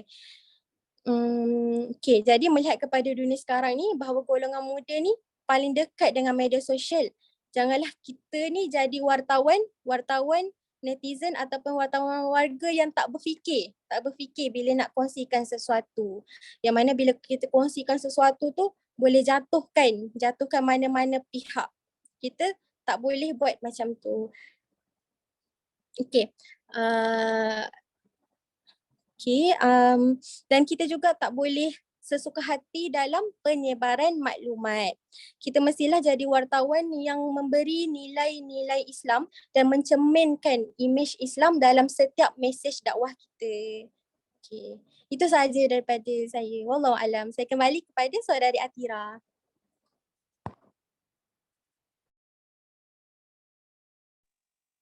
Terima kasih atas penerangan yang diberikan oleh saudari sebentar tadi. Semangat ya saudari Anis. Alhamdulillah. Okey. Berdasarkan daripada penerangan Anis tadi, golongan muda ni, dia biasalah orang berjiwa muda, dia sangat dekat dengan media sosial kan, TikTok. Sedangkan kita pun ada assignment yang kena melibatkan TikTok, ada yang kena buat YouTube. Jadi media sosial tu paling penting jugalah untuk golongan muda. Yang pertama sekali kita kena analisis lah untuk kita nak sampaikan berita ni kepada siapa. Jadi analisis audience ni penting untuk kita tahu cara untuk kita menyampaikan dakwah ke, untuk menyampaikan sesuatu berita ke, sangat penting. Okey. Okey, baiklah. Untuk saudari Syabrina pula, kita beralih kepada panel yang keempat lah. Ini merupakan persoalan yang terakhir untuk saudari Syabrina. Okey, seperti yang kita maklum, tugas menyampaikan dakwah dan mengajak orang ke arah kebaikan amatlah mencabar kerana tidak semua orang mampu menerima teguran serta dakwah yang kita sampaikan. Soalannya ialah, apakah cara yang wajar diketengahkan oleh wartawan agar dakwah yang disampaikan mudah untuk masuk ke dalam hati masyarakat? Dipersilakan saudari. Terima kasih moderator atas pertanyaannya Kak Atira. Ya, tadi sebelumnya sudah disampaikan lebih lengkap oleh Kak Anis soal bagaimana caranya sebagai seorang kita sebagai seorang dai agar pesan yang kita sampaikan itu masuk kepada para generasi muda atau Gen Z mungkin ya. Bahasa gaulnya kita adalah generasi Z gitu. Ya, betul sekali bahwa kita tahu ya bahwa persoalan umat saat ini kian hari semakin dinamis gitu kan, semakin complicated gitu, mulai dari masalah sosial gitu kan, budaya, politik, ekonomi gitu kan. Nah, dari masalah tersebut muncullah peluang-peluang gimana caranya justru semakin dinamisnya suatu masalah, semakin baiknya suatu masalah yang hadir, justru peluang kita as a dai itu juga semakin besar gitu. Jadi kita nggak usah repot-repot ya, kita bisa lihat saat ini kondisi sosial umat muslim itu seperti apa gitu kan ya, itu adalah peluang dakwah kita di situ gitu. Lalu setelah itu Kak Anis bilang bahwa ya betul, analisis terhadap masyarakatnya dulu seperti apa gitu. Jadi ada pengelompokannya dulu, analisis madunya, klasifikasi madunya dari latar belakangnya, kondisi demografinya gitu. Apa yang menjadikan dia masalahnya tuh di mana sih, letak problemnya itu di mana gitu kan. Baru kita cari problem solvingnya di sini gitu kan. Lalu kita mengenal bahwa ada 3 metode dakwah yang kita pelajari ya. Ada yang pertama metode bil hikmah, bil mau'izah hasanah, dan juga bil mujadalah. Nah, lalu apa sih cara yang bisa sampai ke hati para mad'u gitu kan. Oke, kalau misalkan kita lihat dari ketiga metode tersebut, sebenarnya kita tidak bisa hanya menggunakan salah satu metode gitu. Justru ketika kita harus tahu dulu kondisi mad'u kita seperti apa, sebenarnya masalah apa yang sedang terjadi gitu kan. Baru kita kaitkan dengan sebenarnya metode apa yang tepat untuk kita implementasikan gitu. Ketika kita telah mengenal kondisi madu, masalah di madu seperti apa, baru kita bisa memilih sepertinya yang tepat adalah dengan bil hikmah, dengan bil mau'izah hasanah gitu. Jadi kita bukan hanya berfokus dengan menggunakan satu metode saja. Gitu. Setelah itu kita juga harus tahu karakteristik madunya seperti apa agar kita bisa menyesuaikan kira-kira metode mana sih yang tepat gitu. Nggak mungkin kita berdakwah dengan Gen Z tapi masih pakai metode yang lama gitu kan, masih pakai yang nggak sesuai dengan Gen Z sekarang gitu. Kita juga harus terus beradaptasi dan juga harus terus melakukan inovasi baru, dakwah yang gimana sih caranya agar itu bisa masuk ke mad'u gitu kan. Dan sebenarnya kalau di realitas di Indonesia saat ini, kadang kita tuh kalau udah talking about Islam gitu, kadang kita kayak udah, aduh enggak deh, ini sensitif banget. Kadang itu menjadi topik yang sensitif gitu. Masalah keagamaan tuh jadi masalah yang sensitif gitu. Jadi kadang seseorang tuh meninggalkan untuk tidak membicaraai dengan itu gitu. Nah, jadi ketika kita udah tahu nih kondisi Gen Z saat ini seperti apa, sepertinya cara yang paling tepat adalah kita dengan memperbaiki kondisi madu, tapi bukan dengan menghakimi gitu. Jadi strateginya adalah kita gimana caranya kita fokus untuk memperbaiki, tapi tanpa menghakimi gitu. Kadang kita kebanyakan seseorang melakukan dakwah di sosial media tapi mendiskriminasi salah satu pihak gitu kan. Mungkin itu yang terjadi, lalu timbullah masalah di internal di umat Islam sendiri gitu. Jadi gimana caranya kita memperbaiki kondisi mad'u tapi tidak menghakimi gitu. Lalu tidak melakukan diskriminasi, dan yang ketiga adalah tidak memisahkan antara ucapan dan juga perbuatan serta tulisan gitu. Jadi apa yang kita ucapkan, apa yang kita lakukan, dan apa yang kita tulis itu harus sesuai, harus sinkron dan signifikan gitu. Jangan sampai kita bisa bercakap A tapi ternyata perbuatan kita tidak sesuai gitu. Jangan sampai seperti itu, karena apa yang kita ucapkan tentunya pasti akan merefleksikan seperti apa kualitas diri kita gitu. Jadi ketika kita mau mengajak seseorang berdakwah di sosial media gitu, kita harus hati-hati dengan ketikan ucapan dan juga perbuatan atau bahkan tulisan ya di sosial media. Kan kita dengan mudahnya, justru kemudahan di sosial media itu sebenarnya kadang itu menjadi kemudahan, kadang menjadi jebakan atau bahkan ancaman buat kita gitu. Jadi harus sinkron dan signifikan antara ucapan, perbuatan, dan juga tulisan gitu. Ya, selanjutnya adalah tulisan. Mengapa? Tadi beberapa panel juga sudah menjelaskan bahwa pentingnya kita seorang dai itu menulis gitu kan, seorang wartawan itu harus menulis. Gitu. Kenapa sih itu menjadi hal yang penting? Karena sekarang kondisi umat muslim saat ini itu bukan diserang hanya dari perang berjihad yang pakai senjata gitu kan, tapi sudah mulai di perang pemikiran gitu kan, di mana banyak sekali tulisan-tulisan, konten-konten yang kita lihat gitu kan tentang liberalisasi, sekularisasi gitu, banyak sangat beredar gitu. Itu dari tulisan gitu kan. Jadi kalau misalkan satu peluru dalam berperang itu hanya mampu menembus satu kepala, tapi justru satu tulisan itu mampu menembus jutaan kepala gitu. So that's why kenapa kita as a Muslim, as a wartawan, kita harus berani untuk menulis, kita harus mau dan memaksakan diri kita untuk bisa menulis, karena ya memang kalau misalkan banyaknya konten-konten yang negatif gitu, ya siapa yang akan melawan konten negatif itu gitu. Selain itu, dosen saya pernah mengatakan bahwa dakwah itu adalah mengajak, bukan menjebak, merangkul, bukan memukul, menghidupkan, dan juga bukan mematikan. Jadi jangan sampai kita ketika menggunakan metode-metode dakwah justru kita malah menghakimi, gitu. Justru kita malah meresahkan dan atau menyudutkan suatu pihak gitu ya. Tapi ketika kita ingin menunjukkan yang benar, ya so showing the truth gitu kan. Dan Dr. Rosma juga waktu itu pernah bilang, dakwah is not about I'm better than you, it's all about let me show something better for you. Ya, mungkin itu. Dan satu lagi, ya gimana caranya kita membungkus gitu ya, membungkus nilai-nilai kebaikan secara rapi dan secara cantik agar itu bisa diterima dengan baik ya, acceptable dengan generasi-generasi Z gitu. Terima kasih.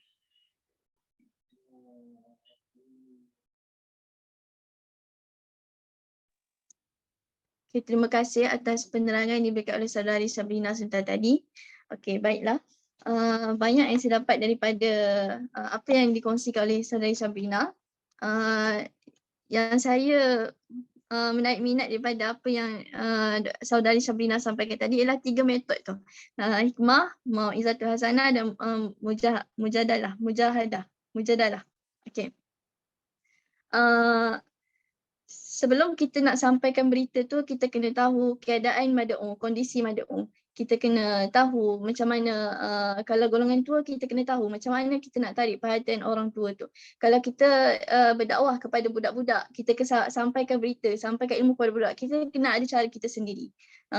Begitu juga dengan golongan muda, kita kena tahu semua kondisi mad'u kita supaya mereka boleh mendengar berita yang kita sampaikan, mereka boleh mendengar ilmu yang kita sampaikan. Setiap informasi tu mereka dapat menerima dengan hati mereka yang terbuka. Okey, baiklah hadirin sekalian, kita sudah tiba di hujung slot. Jadi saya kira moleklah jika kita mendengar sedikit rumusan daripada Dr. Rosmawati tentang tajuk kita pada hari ini. Dipersilakan Doktor. Terima kasih Atira. Ingatkan nak buka soalan dulu. Buat rumusan dulu ya. Ke kita buka soalan dulu? Boleh juga Doktor untuk buka soalan. Okey. Kita buka soalan dulu ya. Okay, kepada hadirin yang nak mengajukan soalan, boleh membuka mikrofon atau tuliskan soalan anda di ruangan chat. Okey.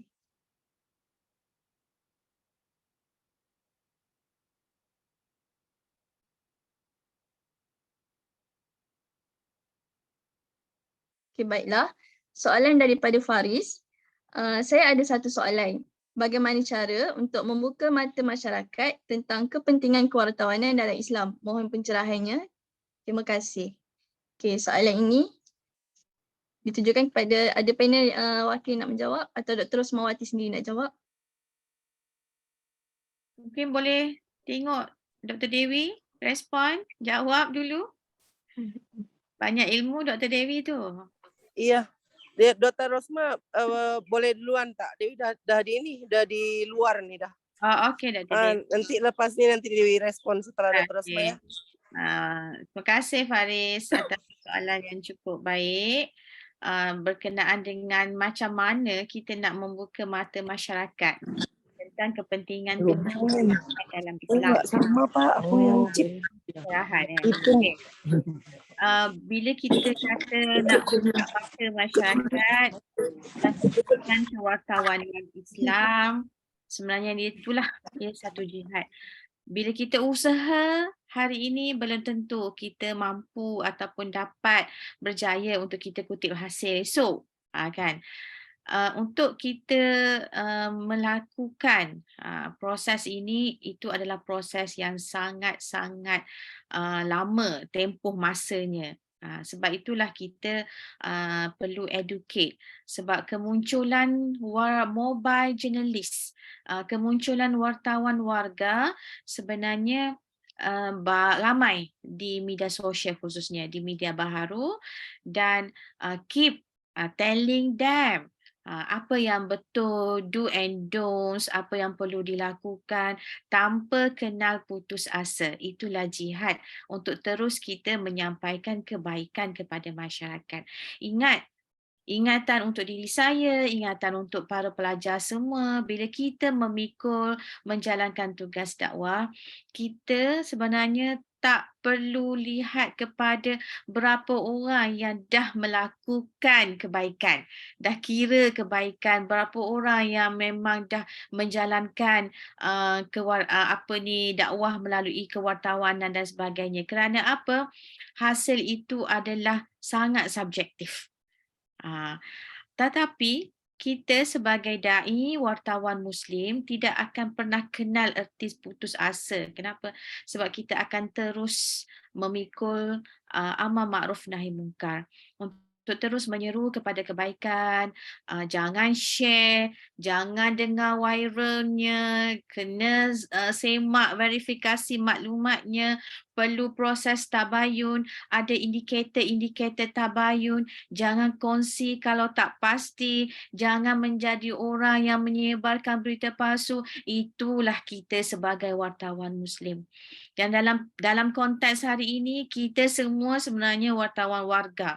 Sebab apa? Kita banyak memberi pelaporan berita di media sosial, di FB, di IG, di platform-platform lainnya, Faris. Jadi, selagi mana kita memikul amanah Allah, lantikkan Allah sebagai da'i, kita tak akan pernah kenal erti putus asa untuk terus menyeru masyarakat, warga netizen, warga net untuk kebaikan, dan pada masa yang sama kita ada daya upaya untuk kita cegah kemungkaran, untuk kita hapuskan penyelewengan fakta, untuk kita hapuskan kemaksiatan, kemungkaran.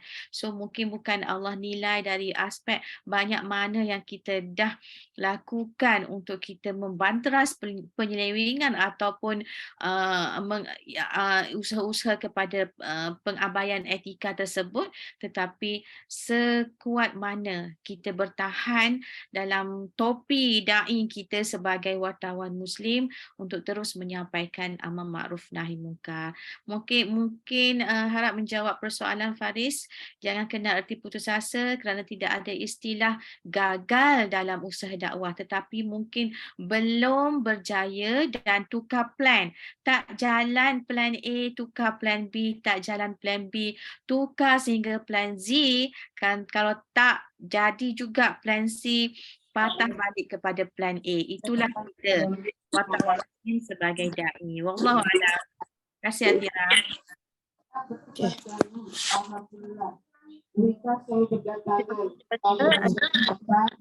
Jawapan kita. Okey, baiklah. Soalan daripada Siti Nur Aida daripada Universitas Ibn Khaldun. Okey, salam perkenalan Siti Nur Aida. Okey, soalannya saya ingin bertanya bagaimana kita bisa menjadi menghadapi orang-orang yang tidak senang dengan berita kebenaran yang kita sampaikan kerana ada yang ingin mengganti berita tersebut dengan berita palsu. Okey. Persilakan para panel untuk menjawab.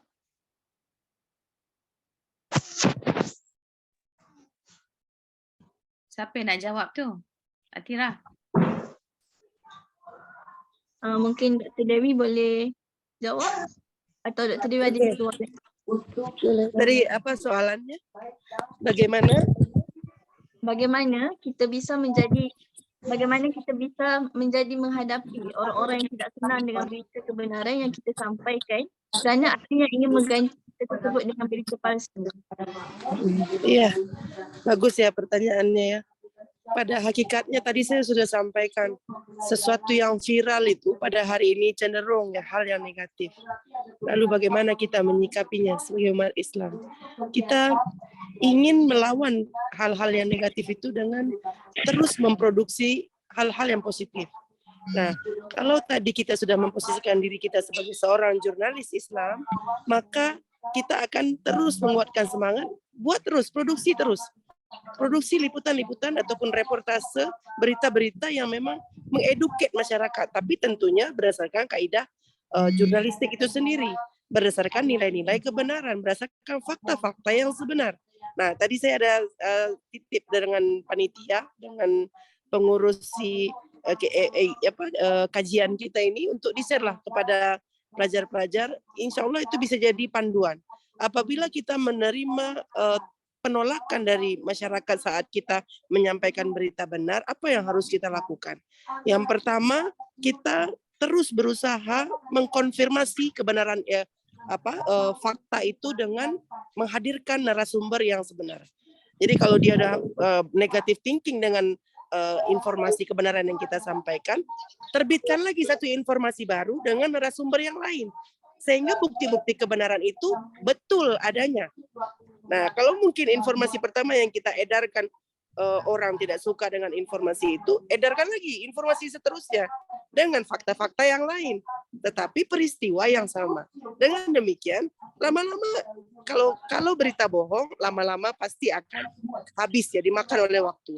Tapi sesuatu yang benar tidak akan pernah dihabis oleh waktu. Dia pasti akan menang. Semua kebenaran pasti itu di bawah tangan Allah. Allah akan tuntun bagaimana agar kita tetap ihdinas siratal mustaqim. Tapi sesuatu yang buruk, sesuatu berita bohong, pastinya dia akan berakhir dengan sendirinya. Orang tidak akan percaya. Berjalan waktu dia akan terbukti kebohongannya. Ada satu kejadian ya di Indonesia beberapa bulan yang lalu, 2022. Ada 6 laskar yang dikatakan dia dibunuh. Mungkin ada yang dengar berita ini ya, di jalan tol, di highway dia ditembak dan ke-6-6-nya mati. Nah, informasi ini tidak di blow up di media. kenapa orang ini mati? Apa sebabnya? Tetapi dalam beberapa bulan kemudian ada satu peristiwa lain sehingga mungkin kalian ada dengar peristiwa tentang Sambo ya, salah satu polisi jenderal di Indonesia yang viral dia punya case pembunuhan terhadap anak buah dia. Ada dengar nggak informasi ini? Ada ya? Ada yang update informasi ini? Tak ada. Tak mengikuti. Nah, jadi beberapa bulan kemudian setelah case pembunuhan di highway ini, terjadi case pembunuhan seorang jenderal terhadap anak buah dia. Pada saat itulah terbukti ternyata pembunuh yang membunuh anak buah jenderal ini adalah pembunuh yang sama pada saat peristiwa di highway. Waktu membuktikan kebenaran. Tak ada yang bisa menolak. Jadi jangan risau. Kalau orang tak suka dengan berita benar yang kita buat, produksi berita baru dengan narasumber kedua, ketiga, keempat untuk membuktikan kebenaran dari sebuah fakta. Begitu ya. InsyaAllah semua bisa.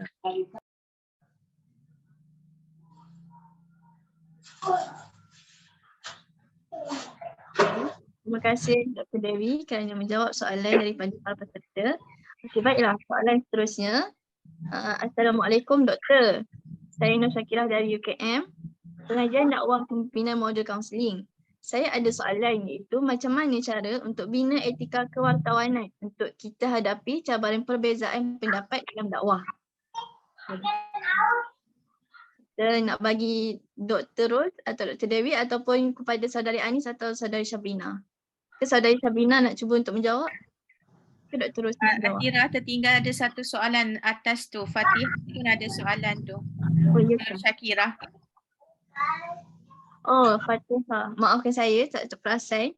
Okey, soalan dia, saya nak tanya, bagaimana cara untuk bezakan wartawan yang membawa prinsip kebenaran dan wartawan yang mengamalkan pendustaan dan fitnah dalam laporan mereka? Okey, soalan daripada Fatihah. Saudara Anis nak menjawab? Saya boleh cubalah insyaAllah. Okay, terima kasih Fatihah atas soalan dia. Okay, soalan Fatihah tu wartawan dan mengamalkan pendustaan dan fitnah dalam laporan mereka. Kita macam mana nak bezakan lah mana wartawan yang mengamalkan prinsip, mana yang mengamalkan pendustaan dalam laporan mereka. Okay. Ni sepengetahuan saya lah. Sepengetahuan saya, bagi wartawan yang mengamalkan prinsip kebenaran dalam laporan mereka ni, mereka akan sentiasa merasakan diri dia ni di bawah pengawasan Allah lah. Setiap apa yang dia nak tulis, setiap apa yang dia nak kongsi, setiap apa yang dia nak sebarkan tu, dia merasakan diri dia di bawah pengawasan Allah. Dan setiap penyebaran dia tu, dia tak mengharapkan daripada pujian-pujian manusia ke pujian-pujian pihak-pihak tertentu. Dia buat tu, dia fikirlah dulu, kalau aku post benda ni boleh bagi kesan apa ni? Kalau aku post benda ni boleh bagi kesan buruk ke kesan baik? Dia akan fikir dululah. Okey. Lepas tu yang kedua juga, bagi wartawan yang mengamalkan prinsip kebenaran ni, dia akan menyampaikan sesuatu tu dengan tepat, jelas dan adil. Dia tak reka-reka, dia tak tambah-tambah, dia tak tokok tambah. Dan adil tu dari segi mana? Dia mendapatkan penerangan ataupun maklumat tu daripada kedua-dua pihak. Dia tak dapatkan hanya satu pihak sahaja. Dia dapatkan pada dua-dua pihak lah apabila dia dengar satu berita tu, apabila dia dengar satu isu tu. Dia tak membuat, dan dia juga bagi wartawan yang mengamalkan kebenaran ni juga, dia akan sekiranya dia berbuat dia terbuat kesilapan dalam penulisan dia tu, dia akan memperbetulkan balik. Dipanggil sebagai ralat. Dia akan perbetulkan balik lah. Dia tak fikir soal, kalau contohnya berita tu dah naik kan, berita naik, dia tak ada membiarkan tak apalah berita ni dah naik dah tersebar dah. Tak boleh. Dia akan betulkan lah. Tu bagi wartawan yang mengamalkan prinsip kebenaran. Okey, bagi wartawan yang mengamalkan pendustaan tu pula, pendustaan dan fitnah dalam laporan mereka, dia tak amanah dan tak menepati janji. Contoh untuk maklumat-maklumat yang didapat dan dia diminta untuk merahsiakan maklumat tersebut, dia tetap sebarkan secara off record. Dia panggil off record lah maksudnya. Maklumat tu dia dapat banyak tapi ada sebahagian berita tu pihak tu tak bagi dia kongsi, tak bagi dia tulis tapi dia tulis juga sebab dia rasa berita tu boleh memberi keuntungan kepada dia ataupun memberi keuntungan kepada syarikat dia. Padahal berita tu sebenarnya berita yang boleh memburukkan lagi keadaan. Jadi benda tu akan membawa kesan kepada pendustaan satu, lepas tu boleh membawa kepada fitnah, boleh membawa keburukan lah kepada pihak-pihak tertentu dan masyarakat. Itu je lah daripada saya. Terima kasih. Saya kembali kepada saudari moderator. Okey, terima kasih Anis atas jawapan yang diberikan. Okey, baiklah. Soalan daripada Syakirah Amrai. Okey, Assalamualaikum Doktor. Saya Nur Syakirah dari UKM. Pengajian dakwah kepimpinan modul kaunseling. Saya ada soalan iaitu macam mana cara untuk bina etika kewartawanan untuk kita hadapi cabaran perbezaan pendapat dalam dakwah. Okey. Saya serahkan kepada panel. Saudari Syabrina ada nak cuba untuk menjawab? Atau ada Dr. Dewi atau Dr. Ros? Ya, ada. Silakan Sabrina. Ya, boleh diulang moderator atau pertanyaan? Mohon maaf. Tak apa. Okey, saya bacakan lagi sekali ya. Soalan dia iaitu macam mana cara untuk bina etika kewartawanan untuk kita hadapi cabaran perbezaan pendapat dalam dakwah.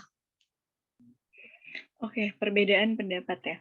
Ya, ini sangat relevan sekali ya dengan kebetulan ada kursus yang memang membahas itu adalah kaifiat mujadalah. Dan jadi ada yang tadi saya jelaskan ada 3 metode dalam berdakwah. Yang pertama adalah metode bil hikmah, bil mau'izatil hasanah, dan juga bil mujadalah. Ya, ini adalah ketika ini berarti yang kita terapkan adalah teori mujadalah atau metode mujadalah gitu, kaifiat, dan dalam ilmunya yang saya pelajari adalah kaifiat mujadalah. Jadi adalah perbedaan pendapat atau yang kita sebut sebagai ikhtilaf gitu. Jadi di mana suatu masyarakat yang dia itu selalu adanya perbedaan gitu, selalu menimbulkan perdebatan, bermujadalah gitu, sehingga mujadalah dan berikhtilaf atau berbeda pendapat itu memiliki kaitan yang sangat erat gitu.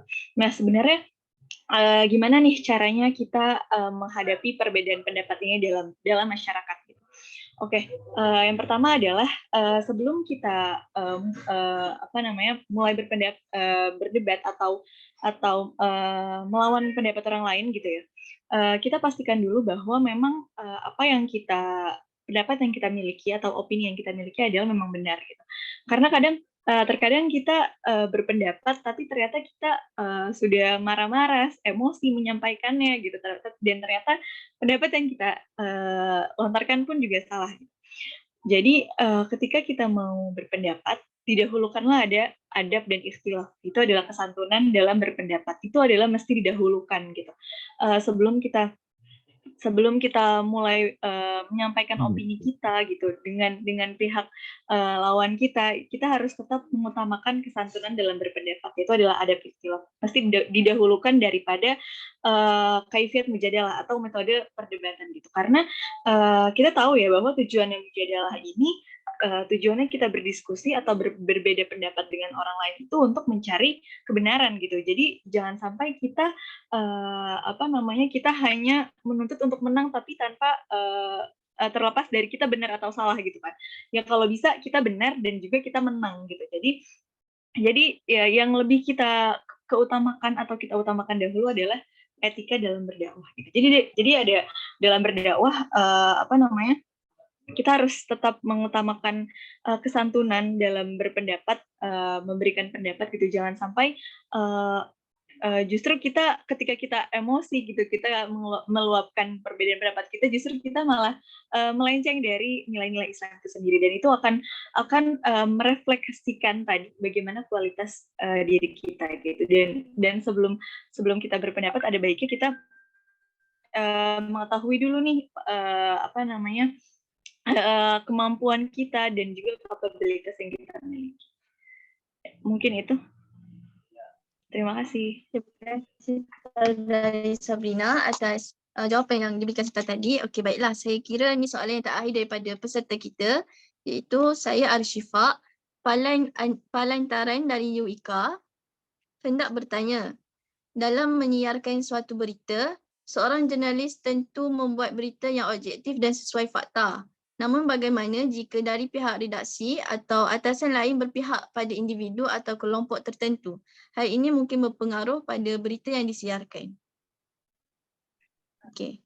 Atira, mungkin saya boleh respon dulu. Mungkin nanti Dr. Dewi boleh tambah ataupun panel-panel lain, Sabrina dengan Anis boleh tambah. Okay. Okey, baik Doktor. Soalan yang cukup bagus ya daripada Syifa tentang isu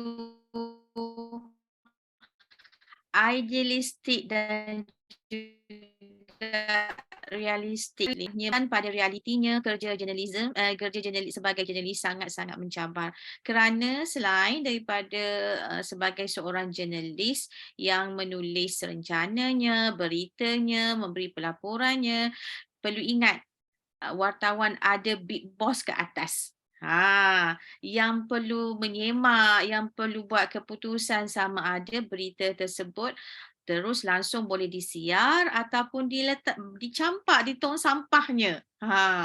Jadi walaupun kita kata kita dah mengikuti prinsip-prinsip wartawan Muslim katakan, tetapi bila tidak kena dengan sidang editorialnya, tim editorial redaksinya tak setuju dan sebagainya, dia sangat mencabar kerana mungkin ada pindaan. Bosnya kata perlu masukkan ini, macam sebut perasa lah nak cantikkan pelaporan berita.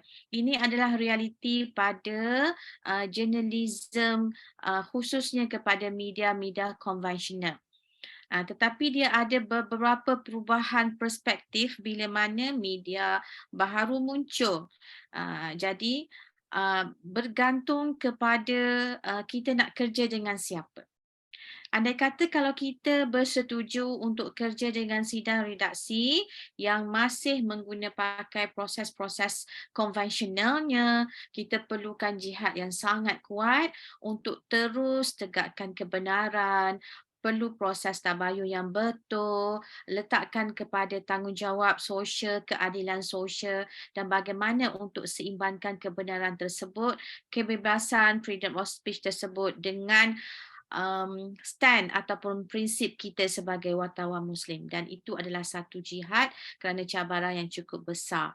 Kalau kita mampu teruskan sebagai seorang wartawan Muslim yang betul-betul ada prinsip.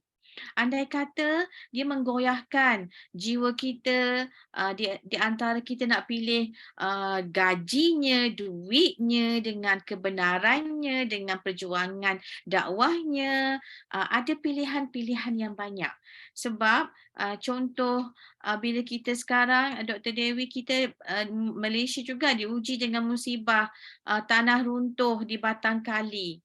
Kan, dah hampir 24 orang dah meninggal. Jadi setiap hari kita tengok pelaporan berita. Tetapi instead of kita lihat kepada berita-berita stesen TV penyiaran, kita juga ada pilihan berita-berita di YouTube. Banyak sudah ada channel-channel YouTube yang buat pelaporan berita. Kini Berita, MGV Berita. So yang lebih telus, yang mungkin lebih cepat, laju, pantas berbanding dengan stesen TV konvensional. Dan di sini kalau kita beralih kepada berita, pelaporan berita di media baharu, mungkin dia punya konflik, dia punya birokrasi sidang redaksi itu lebih kecil, lebih minimum berbanding dengan kita bekerja dengan sesen konvensional ataupun yang media arus perdana.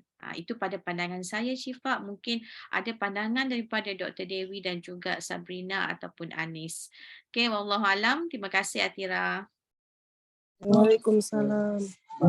Ini apa? Case-nya si apa?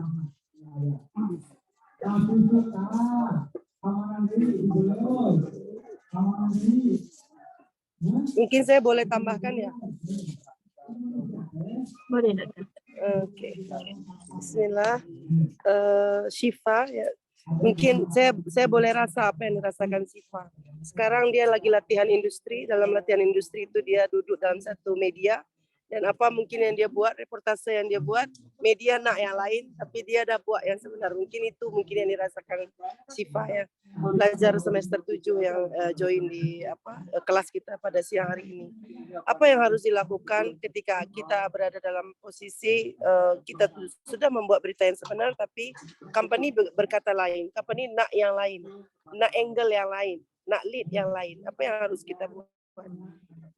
Seorang jurnalis dia punya tanggung jawab untuk patuh kepada kode etik dalam jurnalistik. Saat kita menuliskan sebuah fakta sesuai dengan kaidah yang ada, saya ada bagi tadi dalam slide yang saya share, mungkin boleh semua dibaca nanti. Ada di situ tulisan fakta.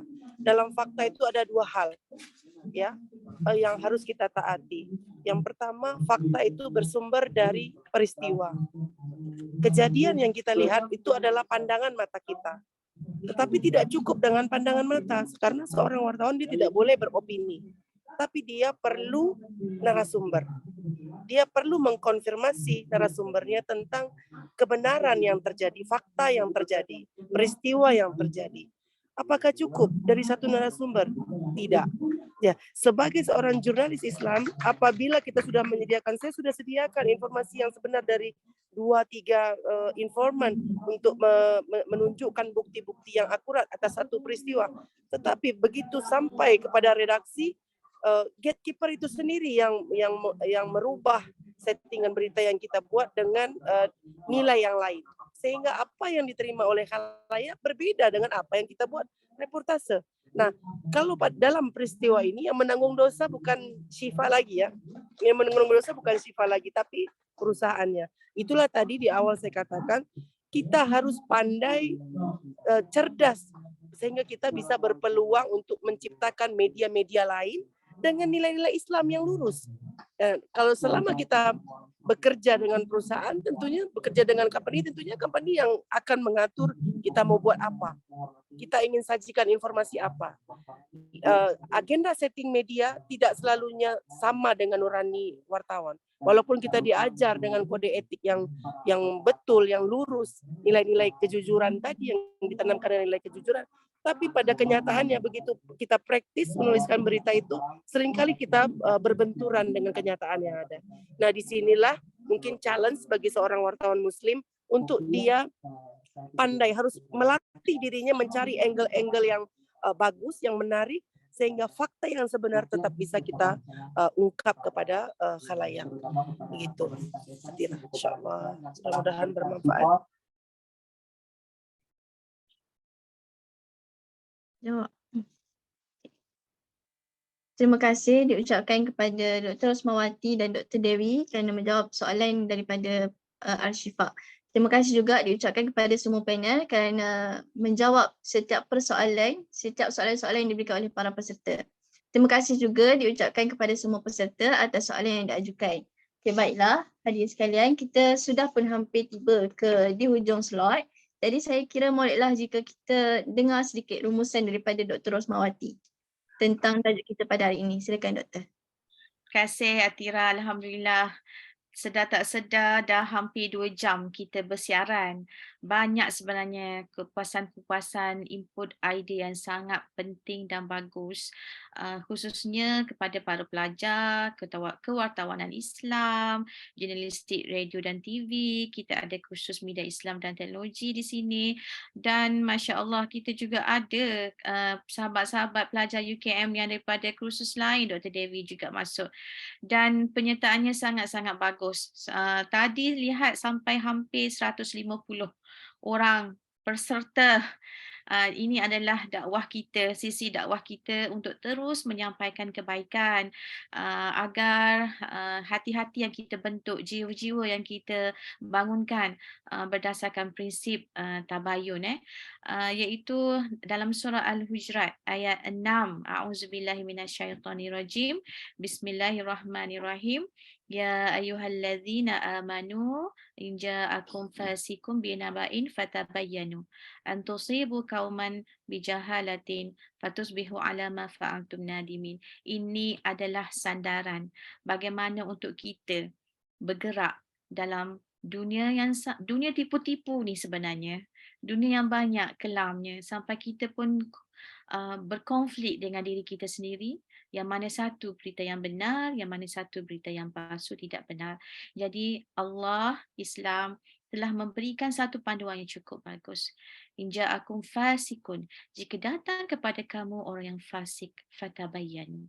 Ini adalah apa yang Allah tuntut kepada kita, apa yang Islam minta kita buat, supaya kita menjadi orang, bukan sekadar kita netizen pengguna, tapi kitalah pengawalnya, kitalah yang watchdognya, supaya untuk kita mengekang penularan berita-berita palsu yang tidak benar ini dalam masyarakat.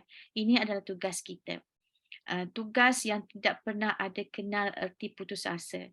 Dr. Dewi, saya dan juga pelajar-pelajar yang kita nak bangunkan hari ini adalah yang celik tabayunnya. Wallahualam.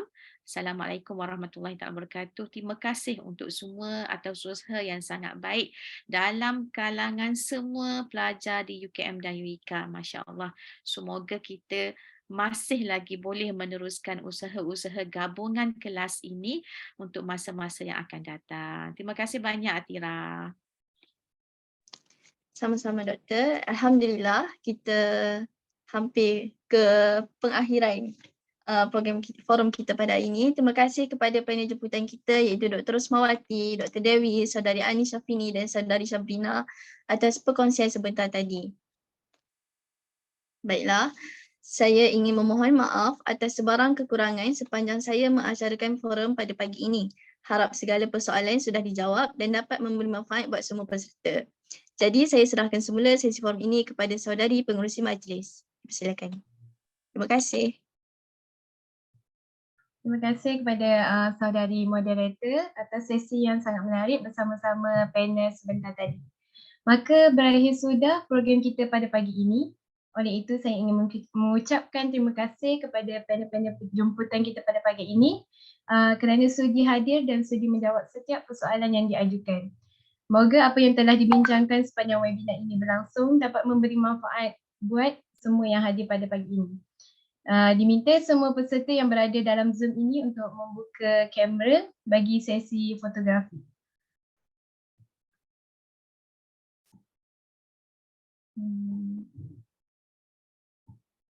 Okey, baik, unit technical.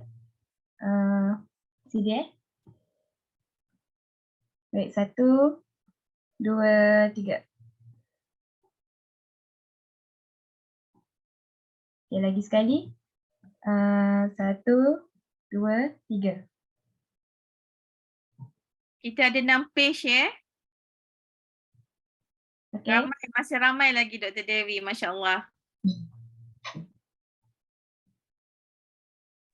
Mohon doa ya semua ya saudara-saudara kita yang di Cianjur agar bisa belajar dari bencana ini dan keadaan semua bisa baik semula.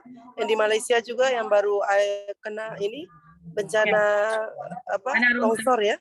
Mudah-mudahan Allah bantu beri pertolongan untuk mereka, selamat semua, yang hilang bisa dicari kembali dan jurnalis bisa menyampaikan fakta yang sebenar. Terima kasih banyak semua. Terima kasih. Pamit ya. Assalamualaikum. Terima kasih doktor. Terima kasih doktor. Terima kasih Sabrina. Terima kasih Kani. Terima kasih doktor. Semoga ini akan mempererat ya. Baik, bagi yang hadir pada pagi ini, kita boleh mengisi kehadiran di ruangan admin atau chat. Saya akhiri dengan sangkap pantun. Bunga seroja di atas para jatuh ditimpa buah berangan. Andai kata tersilap bicara, kemaafan jua kami pohonkan. Sekian, Assalamualaikum warahmatullahi wabarakatuh. Waalaikumsalam warahmatullahi wabarakatuh. Waalaikumsalam.